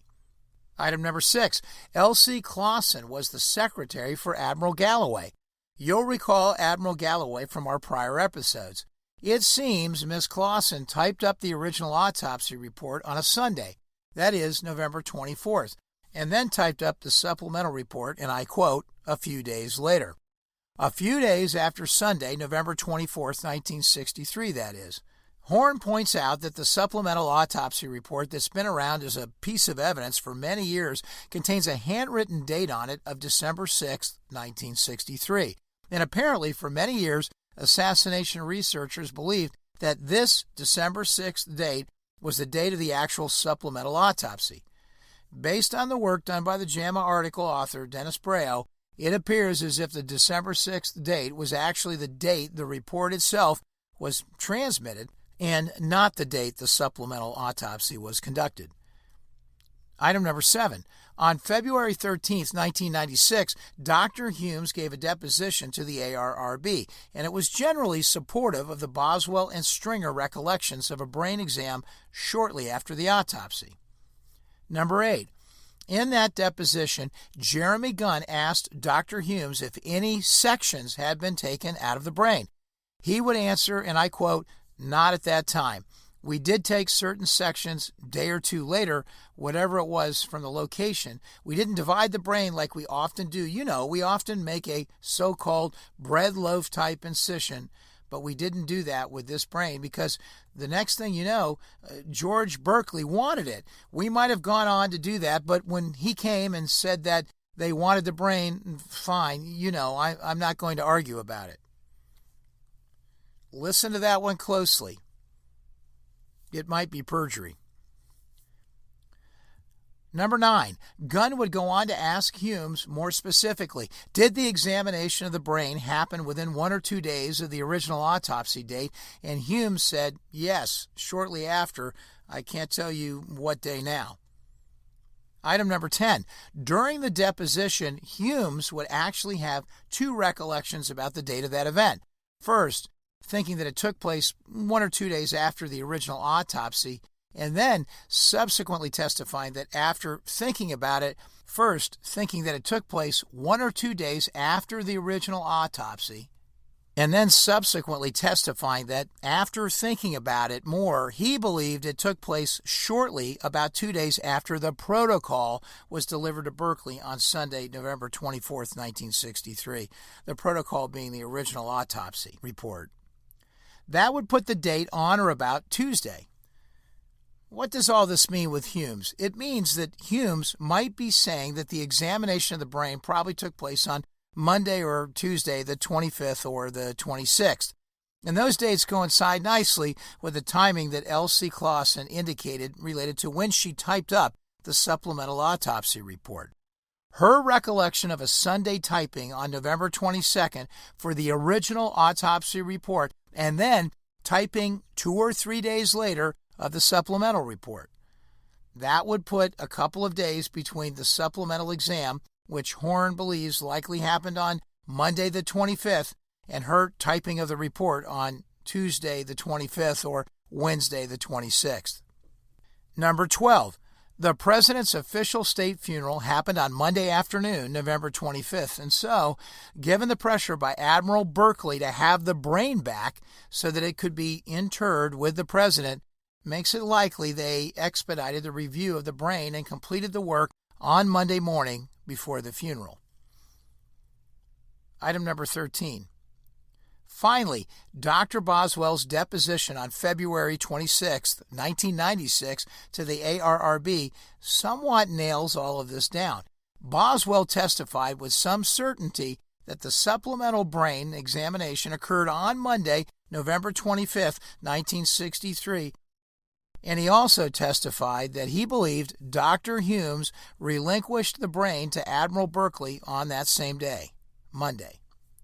Dr. Boswell was quite vivid in his recollections in the deposition, and I quote Dr. Boswell, "We had a neuropathologist from the Air Force Institute of Pathology come over and We took the brain out of the formalin after it was fixed, a couple of days, in fact, later, on Monday, and we put it back in the formalin, and it was delivered to Admiral Berkeley in a bucket. Boswell would go on to say, and I quote, "I believe it was on Monday because we wrote up an addendum to the autopsy. I think on Monday, after we had examined the brain, and I think he," referring to Jim Humes, "took the paraffin blocks and the tissue slides with the brain and the addendum down to Admiral Berkeley on Monday." Item 15. Boswell clarified in his own testimony that the brain was not serially sectioned and that only partial sections of the brain were taken at the supplementary brain exam. Item 16. Boswell would claim that the attendees included himself, Dr. Humes, John Stringer, the photographer, and then Air Force Institute of Pathology neuropathologist Dr. Richard Davis. And he was fairly sure that Dr. Fink was not there, not present. Interestingly, Boswell did indicate that a total of approximately 15 people may have been present at this autopsy proceeding. Interestingly enough, I've never seen it pursued as to who the other 10 or so people were that were there, if they were, in fact, there. Perhaps a fertile ground for future researchers, or at least a fact that needs to be brought to the forefront if we already know who they were. Is it possible that they saw something that day should be on the record? Is it possible this statement was really just covered by the doctor? Item number 17. Before Stringer participated in a deposition, he was interviewed by Doug Horn on April 8, 1996, over the telephone. Stringer conveyed 5 distinct facts that were notable to Horn in that telephone interview. First, the brain exam was 2 or 3 days after the autopsy. Second, it occurred on a work day in the morning. Third, the brain was serially sectioned, which is an assumption by Horn, as Stringer characterized it as being cut up like a piece of meat. Fourth, the individual sections, once they were cut, were laid out on a light box and then photographed next to ID tags. And Stringer took the pictures. Remember this one especially when you hear Stringer's testimony a little bit later. And lastly, Dr. Humes and Dr. Boswell were present along with a corpsman. However, Fink was probably not present. Item number 18. Stringer would describe what went on after he was called down to the autopsy, indicating, and I quote, that they took it out, meaning the brain, and put it on the table and then described it and then took some sections of it. We took some pictures of it. I had a copy board there with the light coming from the well, which was underneath, and with the lights down on it, and we shot pictures of the brain as it was being sectioned. Jeremy Gunn would ask, and Stringer would answer yes when asked if the sections were small pieces or cross sections of the entire brain. And Stringer said, if I remember, it was cross sections. And when asked what the purpose was of doing this, Stringer did respond clearly, saying, to show the damage. Item number 19. Here is where it gets interesting with Stringer. He clearly had a problem with the photographs that he was shown that were apparently taken that day of the brain and now were part of the official autopsy collection at the National Archives. Item number 20. When shown all the photographs of the brain, it was pretty clear that they were a basilar view or a view of the brain taken from below. Stringer was adamant that he had taken no basilar views, which meant that he did not take these photographs. So who did? Item 21. There was more. You heard earlier that he used identification cards in the photographs that he took to identify the various sections of the brain as the photographs were taken. Item 22. In the pictures that are contained in the National Archives, there are a number of pictures of the brain that contain no identification cards. This was another fact that allowed Stringer to easily conclude that he had not taken these pictures. So who did take them, and whose brain was it that they took a picture of, and why were they doing this, and who was doing this? All the obvious questions start to flow here. Item 23. Jeremy Gunn asked Stringer very directly, based upon these being bachelor reviews of a brain and based upon there being no identification cards, are you able to identify with certainty whether these photographs before you now are photographs of the brain of President Kennedy? Item 24. Stringer would answer back, no. I couldn't say that they were President Kennedy's brain. I mean, there's no identification. Stringer would also go on to testify that he used duplex film holders during the supplemental brain exam and that he did not use a press pack, which is a particular film holder type. He would also say that the color film he shot was Ektachrome and that if he had shot black and white film, it would have been pan. It goes on and on. Negatives from a press pack are easily recognizable, and Stringer identified the negatives of these particular autopsy photographs of the brain as being from a press pack. He did not use press packs. And it was a press pack that used Ansco film, which he wasn't routinely using at that time for autopsies, and that he clearly stated he was not using that day to take photographs of President Kennedy. He was asked, and he clearly answered that he did not take the photographs of the brain that he was asked to review that day in the deposition. Photographs that came straight from the National Archives, and photographs that to this day remain at the National Archives and are designated as the official photographs of the autopsy, even though the official autopsy photographer denies ever taking them. Yet, how could that be? These photos of the brain. Item 27. Stringer made similar statements regarding the superior view of the brain when it came to the absence of identification markers. It was another clear indication to Stringer that he'd also not taken those views of the brain that were now, again, securely in the archives as an official autopsy photo. Item 28. Maybe more fantastic than most facts is none of the official photos in the archive show any sectioning of the brain whatsoever. Item 29. It was Stringer's recollection that they had sectioned the brain that day and that photos of the sections, along with the identification markers, should have been contained in the photo collection, and they were not. Item 30. With all that in mind, what is it that Doug Horn concluded about brain examination number 1? Well, the following is it, verbatim. Let me read the concluding excerpt from the memo regarding exam number 1. Here we go.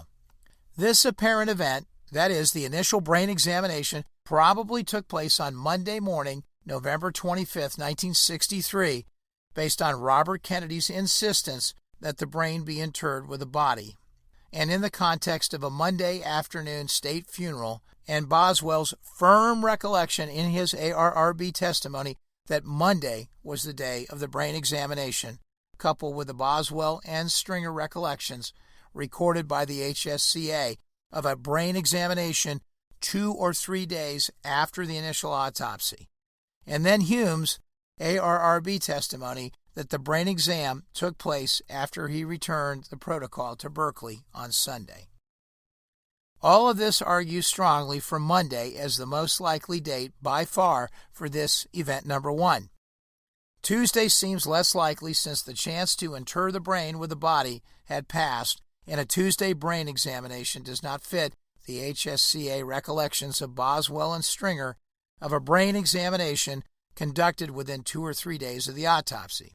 Furthermore, the president's brain, which Dr. Boswell recalls having been returned to Dr. Berkeley on the same day that it was examined, that is Monday, was most likely interred with the president's body subsequent to the public ceremony of the funeral, after the dispersal of the large public crowds following the end of the TV coverage of the funeral events, and prior to sealing the casket inside the 3,000-pound vault. It seems likely, based upon the ARRB deposition of John Stringer in July 1996, that although John Stringer did photograph the supplemental brain examination held shortly after the autopsy, the photos of a brain in the National Archives today are not the photographs that he took at that event. The author therefore concludes that those photographs in the National Archives today, which represented to depict the brain of President Kennedy, are photographs of a different brain and are not images of President Kennedy's brain. This is based on the fact that 1.